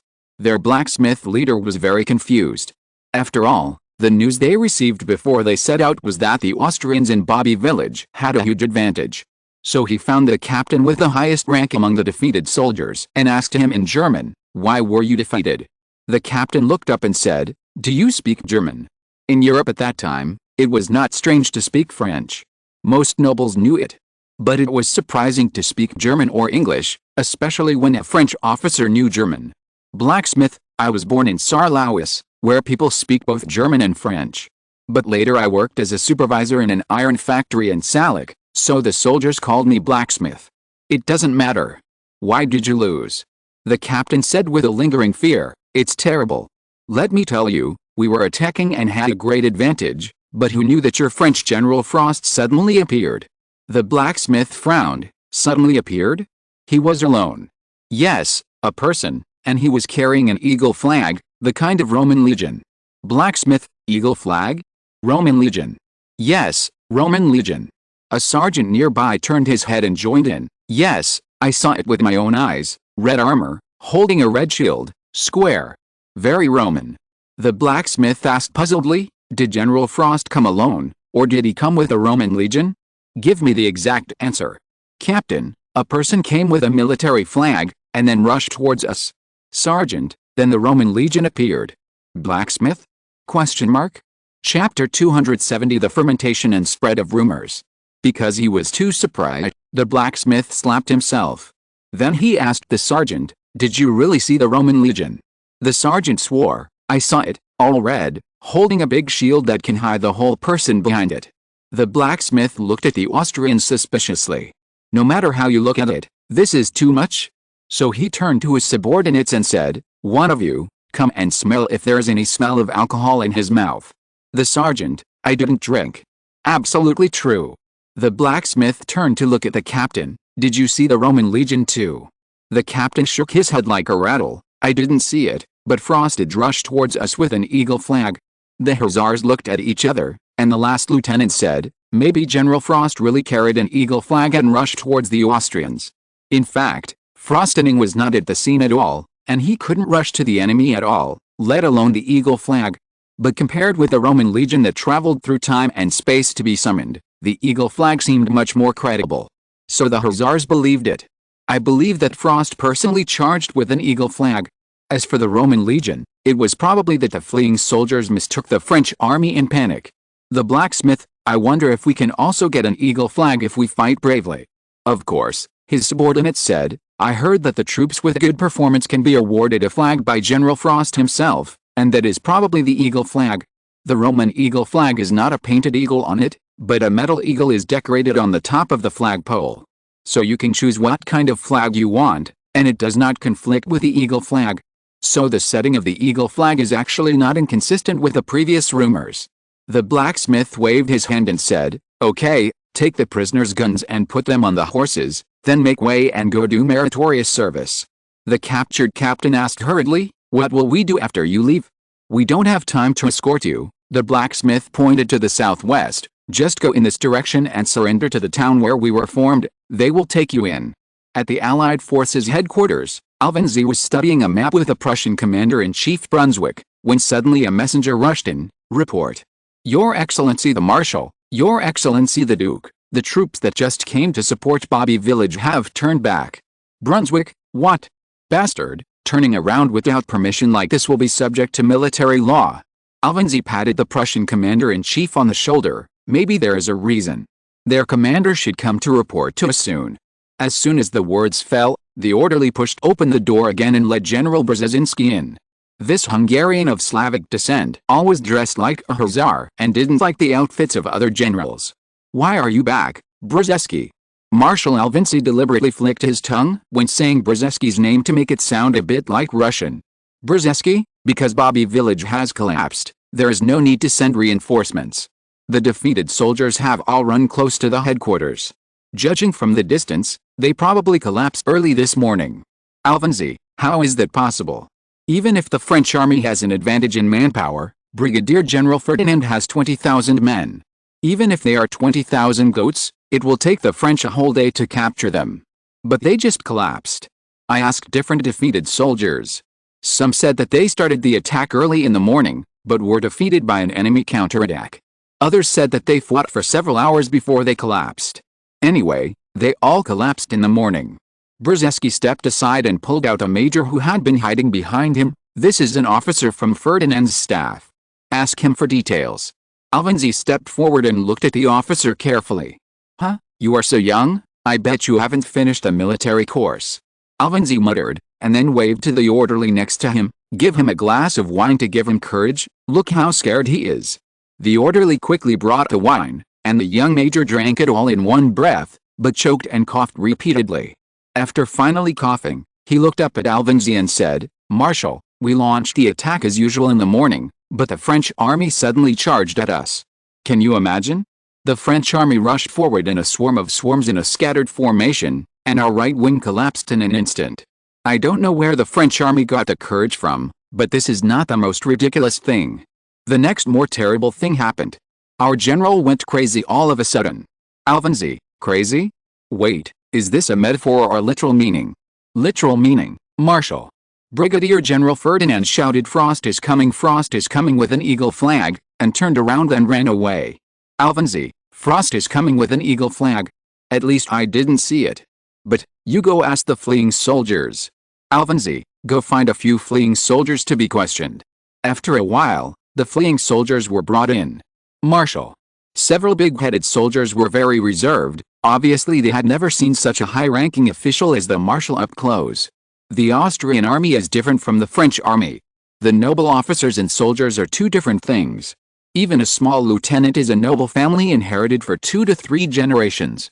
He will bring 2 orderly soldiers to serve him on the battlefield, and he will drink milk and eat eggs every morning. Even a small lieutenant is not someone that a big-headed soldier can see all day. "Tell me, how did you fail?" the marshal asked. Several soldiers looked at each other, and then looked at the oldest one. The old soldier said to the marshal seriously, "It was the Roman legion." Alvenzi gasped. "Frost organized a new legion." "No, it was the Roman legion. Wearing red armor and holding shields." Alvenzi was shocked. The old soldier swore, "I saw it with my own eyes." "You see," said the major of the defeated soldiers, "at the beginning it was just a few people, but now if you ask any defeated soldier, they will tell you that the Roman legion is coming. This is definitely witchcraft. I always thought that Frost's title, the Magician of the Battlefield, was a metaphor, but it turns out that he is really a magician." Alvenzi looked at Brunswick. "Brunswick, maybe Frost really charged with the eagle flag, and the fleeing soldiers made a mistake in their panic." To the fleeing soldiers, the swaying grass and trees would also be seen as pursuers. "Alvenzi, he really carried the eagle flag. This cobbler is very ambitious. He really wants to be the Caesar of the new era. Then he must first change the flag of his country to red and gold, instead of the current red, white and blue." Brunswick said. Brunswick didn't know that the national flag of Frost's country was really red and gold, the same color scheme as the most orthodox Roman flag. If you're listening to this novel on a channel other than Fanfic World, it means they downloaded and uploaded it without effort. We cordially invite you to visit our channel, Mundo Fanfic Novelis. There you'll find the original version of this story and you can explore many other novels of various genres. We're waiting for you to immerse yourself in a world of incredible novels. Chapter 271 Berthier demands clear rewards and punishments. And Ning finally arrived at Bobby Village. Then he was shocked. Where are the enemies? Where are the 20,000 lone Austrians in Bobby Village? Where are they? Seeing the general's flag coming, the commanders of the 3 brigades defending Bobby Village did not dare to neglect and immediately rode over on horseback. Walking in the front was the old Dumas in black, with Kleber and Moreau on the left and right. And Ning asked as soon as he came up, "Where are the Austrians? Why do I only see corpses?" "Kleber, we defeated the Austrians." And Ning stared at Kleber. "Did you do it?" Kleber pointed at the old Dumas next to him. No, the commander is this one, it wasn't me, I just made a small contribution." And Ning turned his head and looked at the old Dumas' black face. So riders can actually fight in wars. The last time Ning saw the old Dumas, he was busy with other things. He said hello and continued to be busy, so he did not have the opportunity to clarify this misunderstanding. This time, Dumas the elder seized the opportunity. "I am not a writer, General, why do you always call me a writer?" And Ning was stunned for a moment, and then he finally realized that he might have made a mistake. This should be the one who is older than Dumas père. He smiled awkwardly. Ha, it was indeed my mistake. Then I can only wish your son to become a great writer." And Ning immediately changed the subject. "So you used 3 brigades to defeat 20,000 Austrians?" "Yes." Dumas nodded. "In fact, it's not my credit. According to military common sense, I thought that troops that can't even march in formation cannot launch an attack and can only defend. When I saw Kleber attacking, I thought something bad was going to happen." Kleber was about to speak, but Moreau interrupted. "General, the army composed of free citizens is indeed not the same as the kingdom's army." And Ning thought to himself that of course, in the game Europa Universalis, France's own ideas have a 0.33 bonus to army morale. After transforming into the French Revolution, morale is increased by another 10%. The morale is as high as that of the Zin Treaty, and it also adds 2% morale recovery. After realizing that he was distracted, and Ning quickly pulled himself out of his thoughts. "And Ning, you have done a great job, comparable to Napoleon's victory at Sedan. Especially you, Kleber. I am very satisfied. Now we are in need of generals. With this victory, I will definitely promote you to Brigadier General without any objection." Kleber looked at Dumas and Moreau. And Ning quickly added, "They will be promoted too. All 3 of you will be Brigadier Generals." Kleber nodded immediately. "I couldn't ask for more. I originally volunteered to join the army to help repair the fortress, but by some strange coincidence I ended up commanding the army. But I feel I seem to be quite good at it." And Ning thought to himself, "Of course you are good at it, you are Kleber. Let's put aside the issue of rewards for merit. We now need to pursue the victory. Can your brigade still fight?" And Ning asked. Now he has only newly formed troops in his hands. Although there are a lot of them, they have no war experience and no training. It would be much better if 3 brigades that have experienced the fire of war served as the backbone. Kleber patted his chest and said, "The troops are in high spirits, and they have heard that you are here. If we don't let them continue to attack with you, they will mutiny." Dumas also nodded. "Yes, the losses are not too great, we can still continue to fight." And Ning, "That's great, you can follow, the marching train is arranged in." And Ning frowned. In the past, the marching train and logistics and other things were all left to Berthier to deal with, and the general was just a hands-off boss. Now Berthier is still the acting commander-in-chief, and these things can only be handled by Ning and the instructors from the Paris Military Academy. It is not an ordinary headache. Deeply understand the importance of Berthier. Napoleon might lose a hand to Berthier if he is defeated at Waterloo. And Ning, let's talk about the marching formation first. I will arrange it for you tonight. Now let's reward you for your great victory. Come here, logistics officer. Come, serve good wine and meat. This is a victorious army." And Ning placed the headquarters in Bobby Village, and then sent a fast horse to find Berthier. In the middle of the night, and Ning was writing a victory report to Paris in person, and Julian knocked on the door and said, "Berthier is here. Let him in." And Ning said, "Put down the pen," and looked up at the door. Berthier walked into the room with a nervous look on his face. "Sir?" he started, but couldn't continue. "And Ning, please explain. I waited until this late just to hear your explanation." Berthier pursed his lips and said nothing. "And Ning, if you don't defend yourself, I will say something." He stood up and walked to Berthier. "Your biggest problem is that you are too conventional. The battlefield is changing, and the absence of principles is its biggest principle. Every plan will inevitably go astray when it is implemented. Do you understand? A commander must be good at seizing fleeting opportunities on the battlefield and have keen insight and intuition. Napoleon was particularly good at this, so he just won a great victory." "Berthier, sir, you are right. You have no objection?" And Ning asked, "At this time, if you have an opinion, you should say it out loud and express your feelings." "Berthier, I have no objection." "Are you afraid to have an opinion or have no opinion? Just make it clear." "Berthier, no objection. You are right. I plan to retire and go home, and use the money I saved to buy a vineyard." And Ning, "What are you talking about, Berthier?" Berthier was stunned. "Ah." Then he trembled. "Are you going to send me to the guillotine?" And Ning was even more surprised. "Guillotine? What's the matter with the guillotine?" Berthier, "Oh yes, in the army, people usually beat people to death." "No, no, no, don't worry, don't worry." Although Ning said don't worry, she was actually anxious. "There is no guillotine, and there is no beating to death. You realize your mistake, so come back and continue to serve as Chief of Staff, my Chief of Staff." "Just kidding, there is a full desk of documents waiting for you to deal with. I have been dealing with them for 2 days and I am almost exhausted." Berthier was stunned. "What? That's it? Why do you object? Making exceptions like this is not conducive to maintaining military discipline in the troops, right? There should be clear rewards and punishments, right?" "Berthier, that's right." And Ning was speechless. Just now this guy thought he was going to be executed by the guillotine and was shaking like a thing. Now he is emphasizing that rewards and punishments should be clearly distinguished. "You are the only one who is troublesome." At this time, and Ning had a great idea. He snapped his fingers. Then Julian came in. "And Ning, no, I'm not calling you." "Where's Fanny?" "Calling me." Fanny poked her head in from the door. It seemed that she was the one who pushed Julian in just now. "Yes, I'm calling you. Do you have any extra maid costumes?" "Of course I do. It is the servant's duty to keep things clean and tidy." "What duty? Don't say such things. Just have one. Bring that one over here." "Fanny, what are you crazy about?" "My Chief of Staff, Berthier, believes that rewards and punishments should be clearly distinguished. We cannot allow a person who has made a mistake to continue to be the Chief of Staff without paying any price. So I decided to severely punish him for his mistake and make him wear a maid costume tomorrow to complete his staff work." Berthier gasped. And Ning looked at his expression and became even more excited. "Why are you gasping? Rewards and punishments should be clearly defined. You suggested it. Fanny, take him downstairs to change clothes." Chapter 272, Tequila Girl Berthier.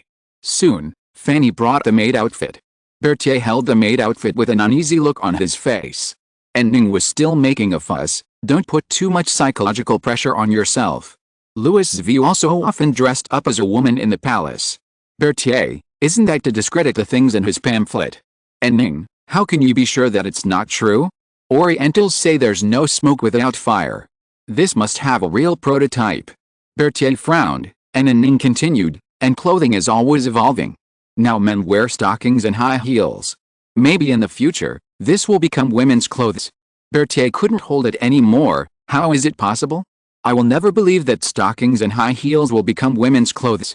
Fortunately, you were dead by then, otherwise I would have to beat you to death." "And Ning, okay, who suggested that I should be clear about rewards and punishments just now? Do it, Soldier Berthier."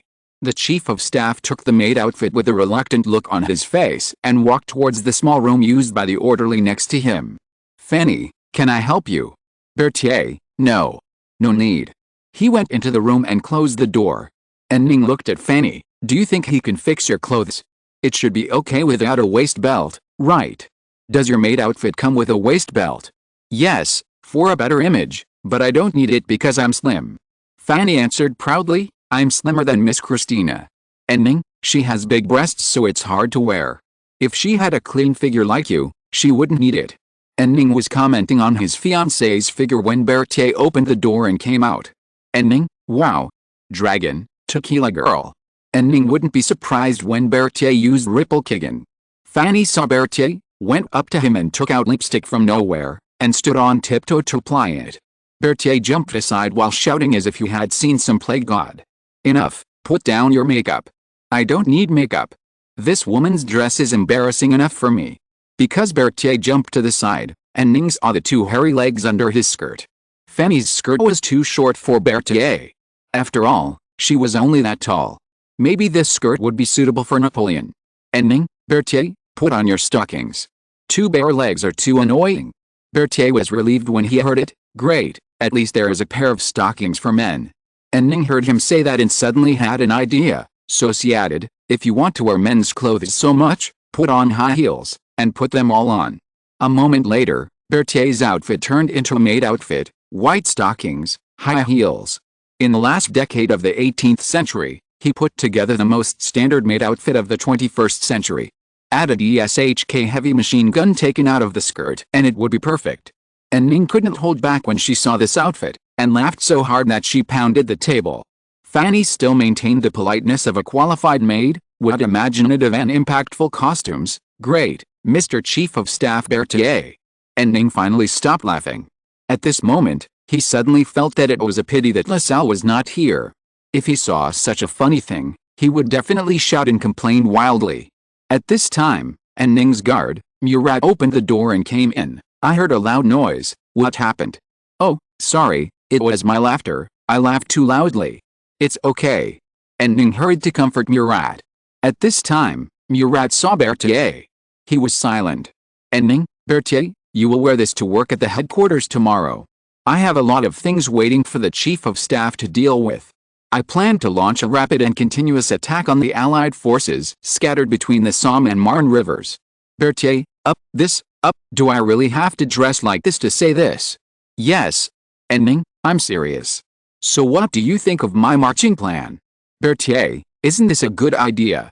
What's wrong with it? Do you think the Allied forces also have 200,000 troops and our army is not at an advantage? I just think it's very uncomfortable to discuss military issues in a maid outfit. Then you have to get used to it. We are discussing military issues, vital military issues, my Chief of Staff. Focus your attention. Berthier, this. He took a deep breath. Okay, you are right just now. The Allied forces still have about 180,000 troops that have not been defeated. Our 200,000 are just gathered troops and have no experience. You may not know that Napoleon has just defeated the coalition forces that surrounded Sedan. I estimate that the coalition forces we are facing are only about 140,000, scattered in these places. And Ning used his pointer to point to several locations on the map. And Ning, we must fight quickly and decisively, and attack the enemy before they can react. Berthier, relying on our current troops that have not been trained at all? These troops are not at all sudden. It will take a lot of time to arrange the offensive formation on the battlefield, and the enemy has enough time to react. And Ning, so we have to avoid the lack of training of the troops. We will adopt a column attack. After encountering the enemy, we will not deploy the formation, but continue to charge the enemy in a column, and it will be a continuous attack. Even if the enemy can block our first wave, they will be rushed by our second and third waves. Eventually the enemy will fall into chaos, and in this chaos, the high morale of our army will become the biggest advantage. And Ning paused and concluded, I call this a three-dimensional roller-style attack. Berthier shook his head. This is crazy. Soon the troops will be in chaos. The brigade commander can't find his brigade, and the division commander can't find his division. And Ning, I don't care about that, as long as we can find the enemy. I will issue an order to the whole army. After launching the attack, don't care if there are any familiar people around, just rush towards the enemy's flag. Berthier shook his head repeatedly. If it were before, I would stop you, but now I'm not sure. And Ning, is it because you are wearing a maid outfit? Because since the beginning of the Revolutionary War, I have seen too many things that are not in line with military common sense. Berthier was a little angry. It has nothing to do with what you wear. And Ning, I thought it was the maid outfit that caused your mood change. For example, discovering the female in your heart. Berthier muttered something, but Ning didn't hear it. At this time, he found that Murat was looking at everything happening in front of him with a confused expression. So Ning said to Murat, "That's it, let's stop here today. Starting tomorrow, your mission will be very important. After all, our army cannot form a square formation yet. To the cavalry, they are just a group of lambs to be slaughtered. You need to drive the enemy cavalry to a place where they can no longer threaten our army." Murat immediately straightened his chest and raised his head. "I promise to complete the mission." Ning, "That's it, the whole army will attack tomorrow." Chapter 273. I'm stunned. The next day, the staff officers would receive a spiritual baptism as soon as they arrived at the headquarters. It was a bit like the recruitment of new members in MI6. When a new member arrived, the head of MI6, Sir Ning, would first perform a tough job of sawing his thigh to test his courage. The French staff officers had to withstand the strong mental shock of seeing the chief of staff in women's clothing. And Ning also added a setting next to it: as a staff officer, you must remain calm in the face of danger and remain calm even when the sky is falling. How can you be a good staff officer for Andy Frost if you are so shocked just by seeing the chief of staff wearing a maid outfit? Berthier asked nervously, "Will this become a regular item for the staff to test staff officers in the future?" And Ning, "Don't worry. This time it is really just to punish you for making a mistake. In the future, as long as his officers make a mistake that is not enough to be shot, they can do this once." Berthier began to assign tasks to the staff officers. After working, it seemed that he gradually forgot that he was wearing a maid outfit and devoted himself to his work wholeheartedly. But the staff officers were in a terrible state. They really had to work hard to keep their faces straight. And Ning pretended not to notice the staff officers' expressions and continued to discuss military affairs with Berthier. Murat's cavalry was spread out, looking for enemy cavalry units everywhere, while Ning's infantry rushed to the nearest coalition forces one after another. The first target set by Ning was the 4th Army of the Allied Forces, which was 35 miles away from Bobby Village. The French troops set out in a mighty manner. The main task of the 4th Army of the Allied Forces so far has been to provide flank cover. This was originally a very leisurely task, at least before the French army was dispatched to fight a decisive battle with the Allied forces. But now the French army has been popping up continuously like onions in the field, and the leisure of the 4th Army has been broken. Then on this day, the 4th Army received an order to go to Bobby Village with General Bresky's troops, who were originally preparing to rush to Bobby Village. So early in the morning of that day, the 4th Army began to dismantle its tents. At noon that day, the scout cavalry of the 4th Army encountered the French cavalry and was beaten back. The commander, Brigadier General Kroger, did not take it seriously. Recently, the French army was everywhere, and it was normal to encounter some cavalry. At 3 o'clock in the afternoon, a group of French troops appeared near the 4th Army's base. They were just like the French troops that the 4th Army encountered before. As soon as they saw the 4th Army's tent, they rushed up without caring. As a result, Brigadier General Kroger personally commanded the artillery of the 4th Army and used 3 rolling bullets to disintegrate this wave of offensive. Yes, 3. Brigadier General Kroger, really, these French people actually let us win without any honor. Come on, let our soldiers shout at the retreating French army, let them go back to study the art of war, and come back after they are well trained. General. The staff officer shouted, "Look!" The brigadier general looked in the direction pointed by the staff officer, and saw another French army crossing the hill. The defeated French army saw the new flag and turned around and caught up again. This group of newly appeared French troops rushed towards the 4th Army's position in a marching column. Kroger, artillery. Aim. Keep using solid bullets. Soon, the artillerymen finished loading, and Kroger waved his hand, "Fire." The 10 artillery pieces assigned to the 4th Army fired at the same time, and the smoke from the bombardment formed a wall of smoke in front of the 4th Army's position. However, this time, none of the 10 shells hit the advancing French column, but only swept through the scattered ranks of French soldiers around the column, killing and wounding less than 10 people. The French continued to come towards the 4th Army's position. Kroger was about to give an order, but his staff officer shouted first, "General, look!" The French troops of the 3rd Brigade went over the hill. They also rushed towards the 4th Army in a murderous manner in a marching column. Next came the 4th Brigade. Kroger felt that the situation was not good, and he quickly said to the staff, Pull out all the troops. Now only 4 brigades of the 4th Army were ready for battle and lined up in a horizontal line. The rest of the troops were still dismantling the camp. The latest order they received was to set off for Bobby Village. Dismantling the camp was a complicated task. The tents had to be dismantled and put on the baggage carts. The army of that era was very cumbersome to move. It took a whole day to dismantle the tents and other things. If you want to speed up the pace, you can only burn the tents. But the burnt tents will occupy the logistics capacity to be replenished, so unless it is a very urgent situation, the troops will not easily abandon the tents. Kroger, quick! Move out all the troops dismantling the tents. As soon as the voice fell, more French troops came over the hill. All the French troops rushed forward as if they were injected with chicken blood when they saw the Prussian army, and did not deploy their formations at all. If Kroger had not deployed 4 brigades this morning to guard against the attacks of the French troops that appeared from time to time in the past few days, he would probably be caught off guard. Kroger's troops opened fire. The first round of volleys finally caused considerable casualties to the French army in the front, and many French soldiers were obviously hesitant. But just as they turned around to run, they saw their own people lined up in a long line behind them rushing forward, and they regained their courage and turned around to rush towards the Prussian army again.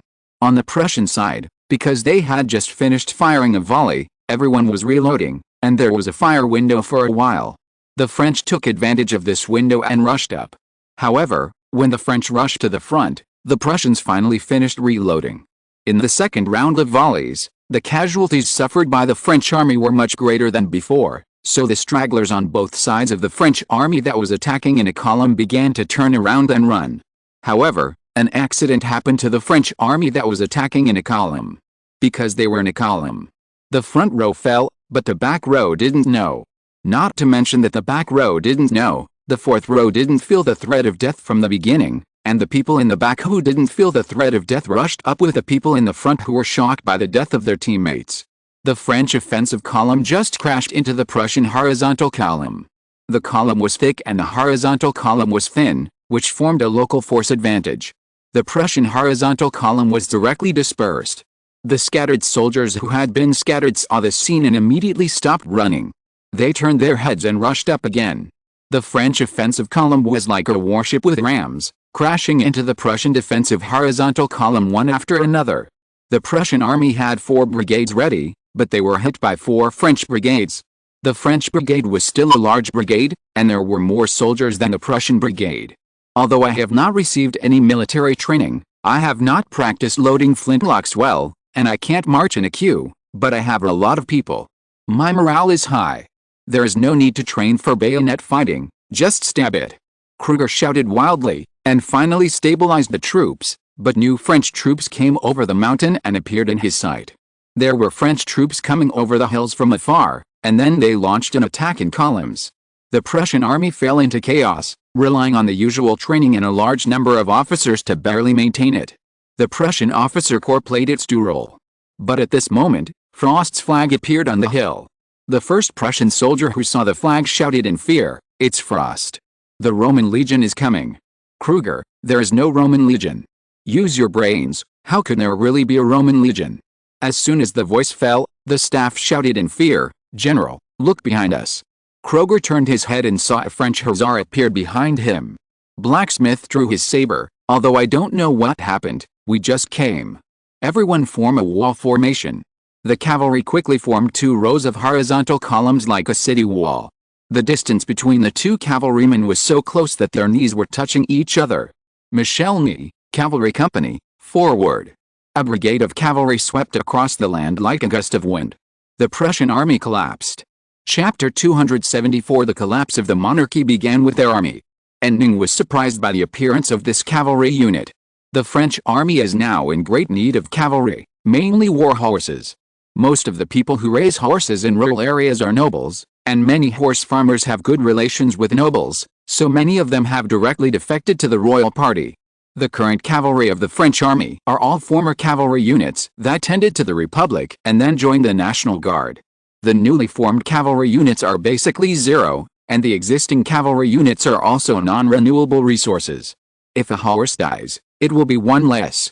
The problem of the French Revolutionary Army's lack of cavalry was not alleviated to a certain extent until around 1795. At that time, the Jacobins cleared the obstacles to the implementation of reform policies such as land distribution through the policy of terror, and the economy began to recover. Most of the rebellions in the countryside were quelled, and horses began to be supplied. Of course, this is a historical situation. Now, because of Ning's intervention, the Revolutionary Army's horse problem has been alleviated to a certain extent, mainly because the south is relatively stable, and Milan, Italy, has been occupied, so horses can be raised from Italy. While thinking about this, Ning watched the cavalry that came out of nowhere launch a brave back charge. The Prussians collapsed, and the cavalry began to chase and cut down the scattered Prussian troops all over the mountains. Ning's infantry troops also seemed unwilling to admit defeat, and wanted to compete with the cavalry in capturing prisoners, and also chase the enemy all over the mountains. When the whole scene was in chaos, Ning saw two cavalrymen running towards him against the tide of the enemy. The leading cavalryman looked like an officer, and the cavalryman running behind him was holding a military flag. It should be the brigade flag of this cavalry unit. Two knights came in front of the Ning, and the leading officer saluted him. "Hail to you, General Frost." And Ning saluted in return. "Hail to you. May I ask who you are?" "Officer, my name is Michel Ney, and I'm the acting commander of this Hussar regiment." And Ning was secretly happy when he heard the name, and he felt the pleasure of winning an SSR in a single draw. If there was a chat group at this time, he would definitely take a screenshot of Ney's expression and send it to the group. "A newbie won this in a single draw. Is it useful?" And Ning, "Oh, it's Major Ney. Well, I'm just a captain. I'm the acting commander in command of everyone according to the order of the Ministry of War. My rank hasn't been promoted yet." And Ning, "Captain Ney, you did a great job. To reward your military exploits today, you are now a major. I will ask the Ministry of War to give you the official documents." Ney saluted. And Ning continued to issue orders. "Although your brigade has just experienced a battle, there is no time for you to rest. I order you to immediately gather your brigade and advance towards Verdun to search for the enemy's reconnaissance cavalry. Completely block the enemy's reconnaissance." "Ney, I'll do it right away." After that, he turned his horse's head and kicked the horse's belly, and the warhorse let go of its hooves and galloped. And Ning turned his head and gave orders to Berthier, "Let the troops stop pursuing the scattered enemy, rest on the spot, eat dry food, and fill up all the water bottles. We will continue to march today. Berthier, do we still want to continue the march?" "Yes, we don't have time to camp anyway. Instead of letting the soldiers sleep in the wild, it's better to march." "Berthier, in fact, we have occupied the enemy's camp that has not yet been withdrawn. We can sleep in it first and take a short rest to restore our strength." And Ning thought about it and felt that, as the saying goes, sharpening the knife does not delay the chopping of wood, and there is nothing wrong in seizing the time to restore the physical fitness of the troops. So he changed the order, "Rest here for 5 hours, and then continue to march after 5 hours. We must be quick. Before the enemy reacts, we must quickly attack the scattered enemy."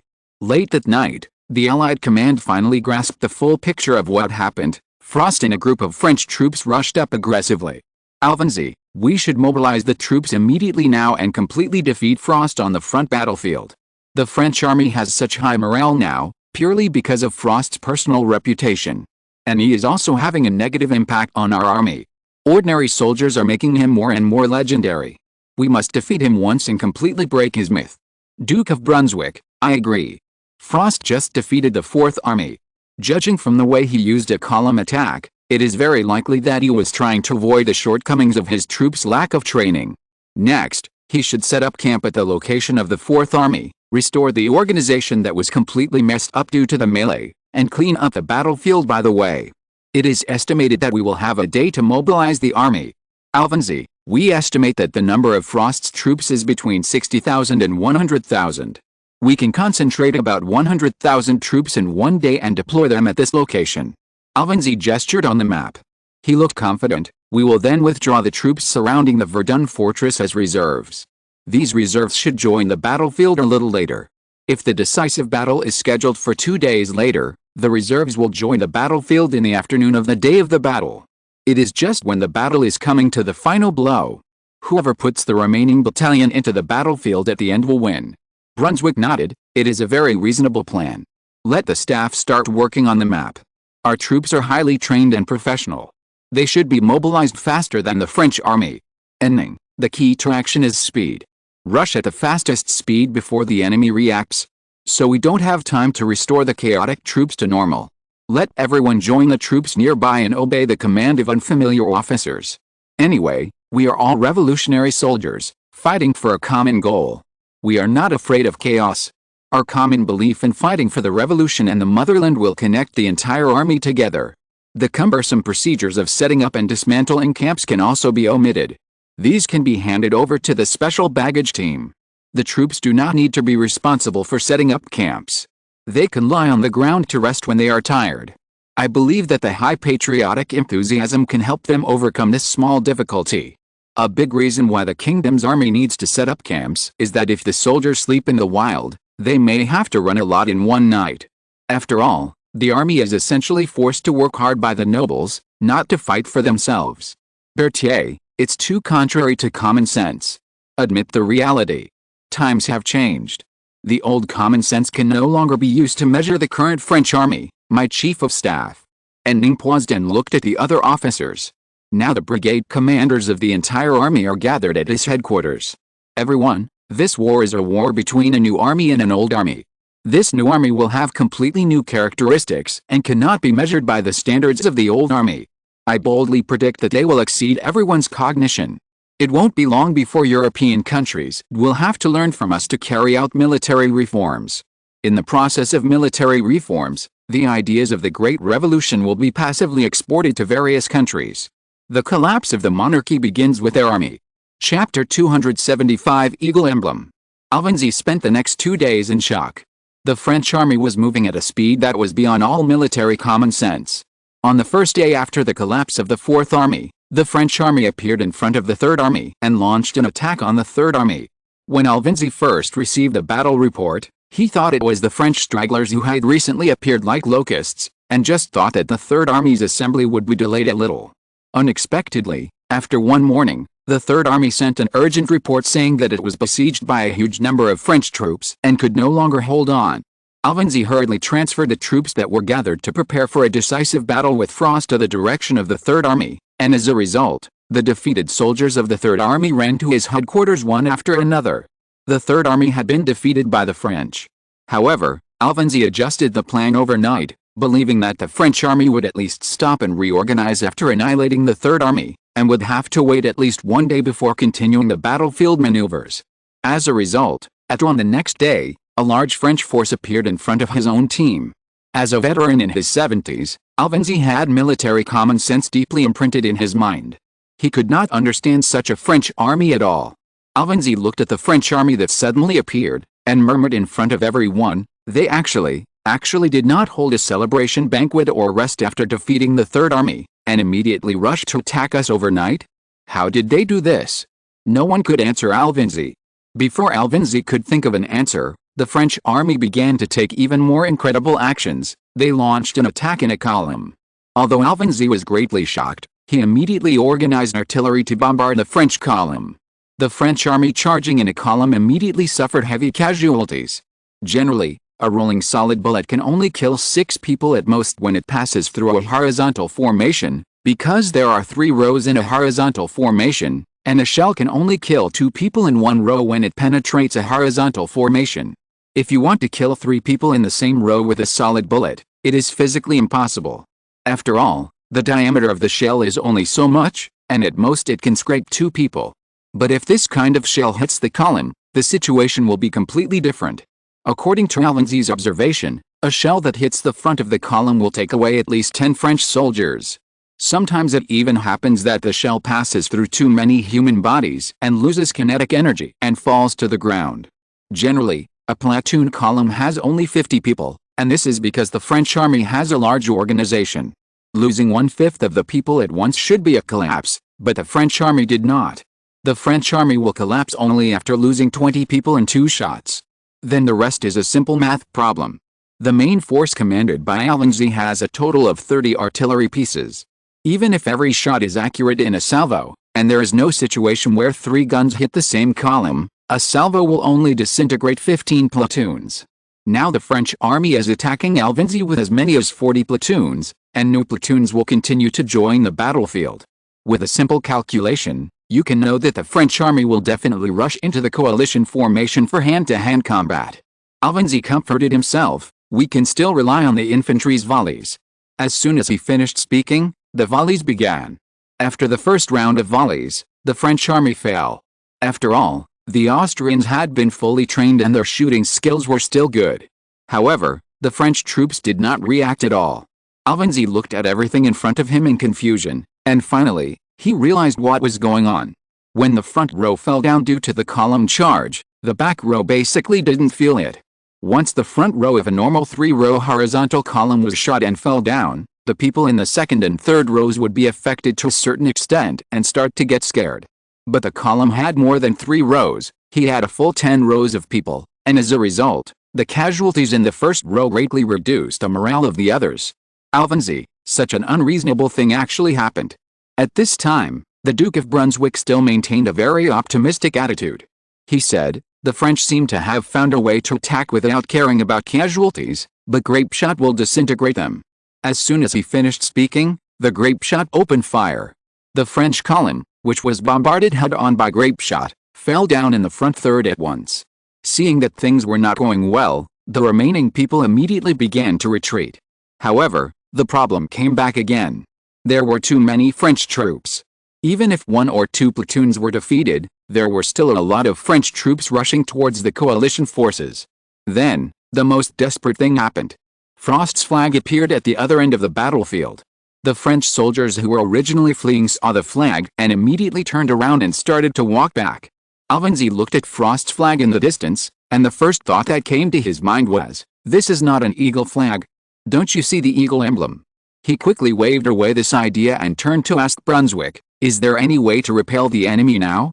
For example, we let the artillery try to shoot down Frost with 1 shot.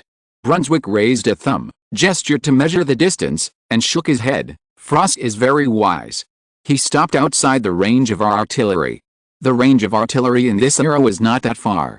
Being able to hit 1,200 meters was already a heavy charge. The normal range of artillery was within 1,000 meters. At Frost's current distance, it is conservatively estimated that it will take a while for cavalry to cut off his head. Alvinzi, didn't they say that Frost likes to charge in person? Why doesn't he charge in person? The Duke of Brunswick shrugged. Berthier, don't charge in person again. If you get injured, even if you are just knocked off your horse, the morale of our army will be hit. And Ning, okay, I won't charge, I won't charge. Don't nag me, my ears are all calloused. Are you my mother? Fanny, let's drink red wine. And Ning sighed, okay, set the table, I'll have a glass. If I sit down, the chief of staff won't worry about me charging in person, right? And Ning said, and suddenly had an idea, picked up the chair that Fanny had just put out, and handed it to Berthier, check it and make sure it won't run away. Berthier frowned and really checked it to make sure that the stool was a dead object, and then returned the stool to Ning. And Ning was speechless, are you really going to check it? I'm not a real magician. I can't make the chair run by itself. Berthier, it's hard to say. Now the enemy soldiers seem to believe that you can summon the Roman legions. And Ning laughed, what the hell, do you really think I'm the reincarnation of Caesar? And the Roman legions traveled through time and space to be loyal to me, right? Is it necessary to add a line of narration when charging? Loyalty that never ends until death is the embodiment of Caesar's kingly way. What is candor? Just as Ning was watching the vast French army rushing to attack the main force of the Alvinzi coalition on the battlefield, Special Envoy Fauché received the thing he had just ordered from the local goldsmith. He looked at this thing and was very satisfied. Very good, very good. The imitation of the Roman standard eagle emblem reflected the fire in the furnace. Fauché, the first batch of 100 eagle flags must be completed as soon as possible. End of this chapter. Thank you very much for reaching the end. Don't forget to like. Looking for more exclusive content and immediate access? Subscribe to our Patreon. Remember, every like, subscription, or donation encourages us to continue. Thanks to everyone. See you in the next video.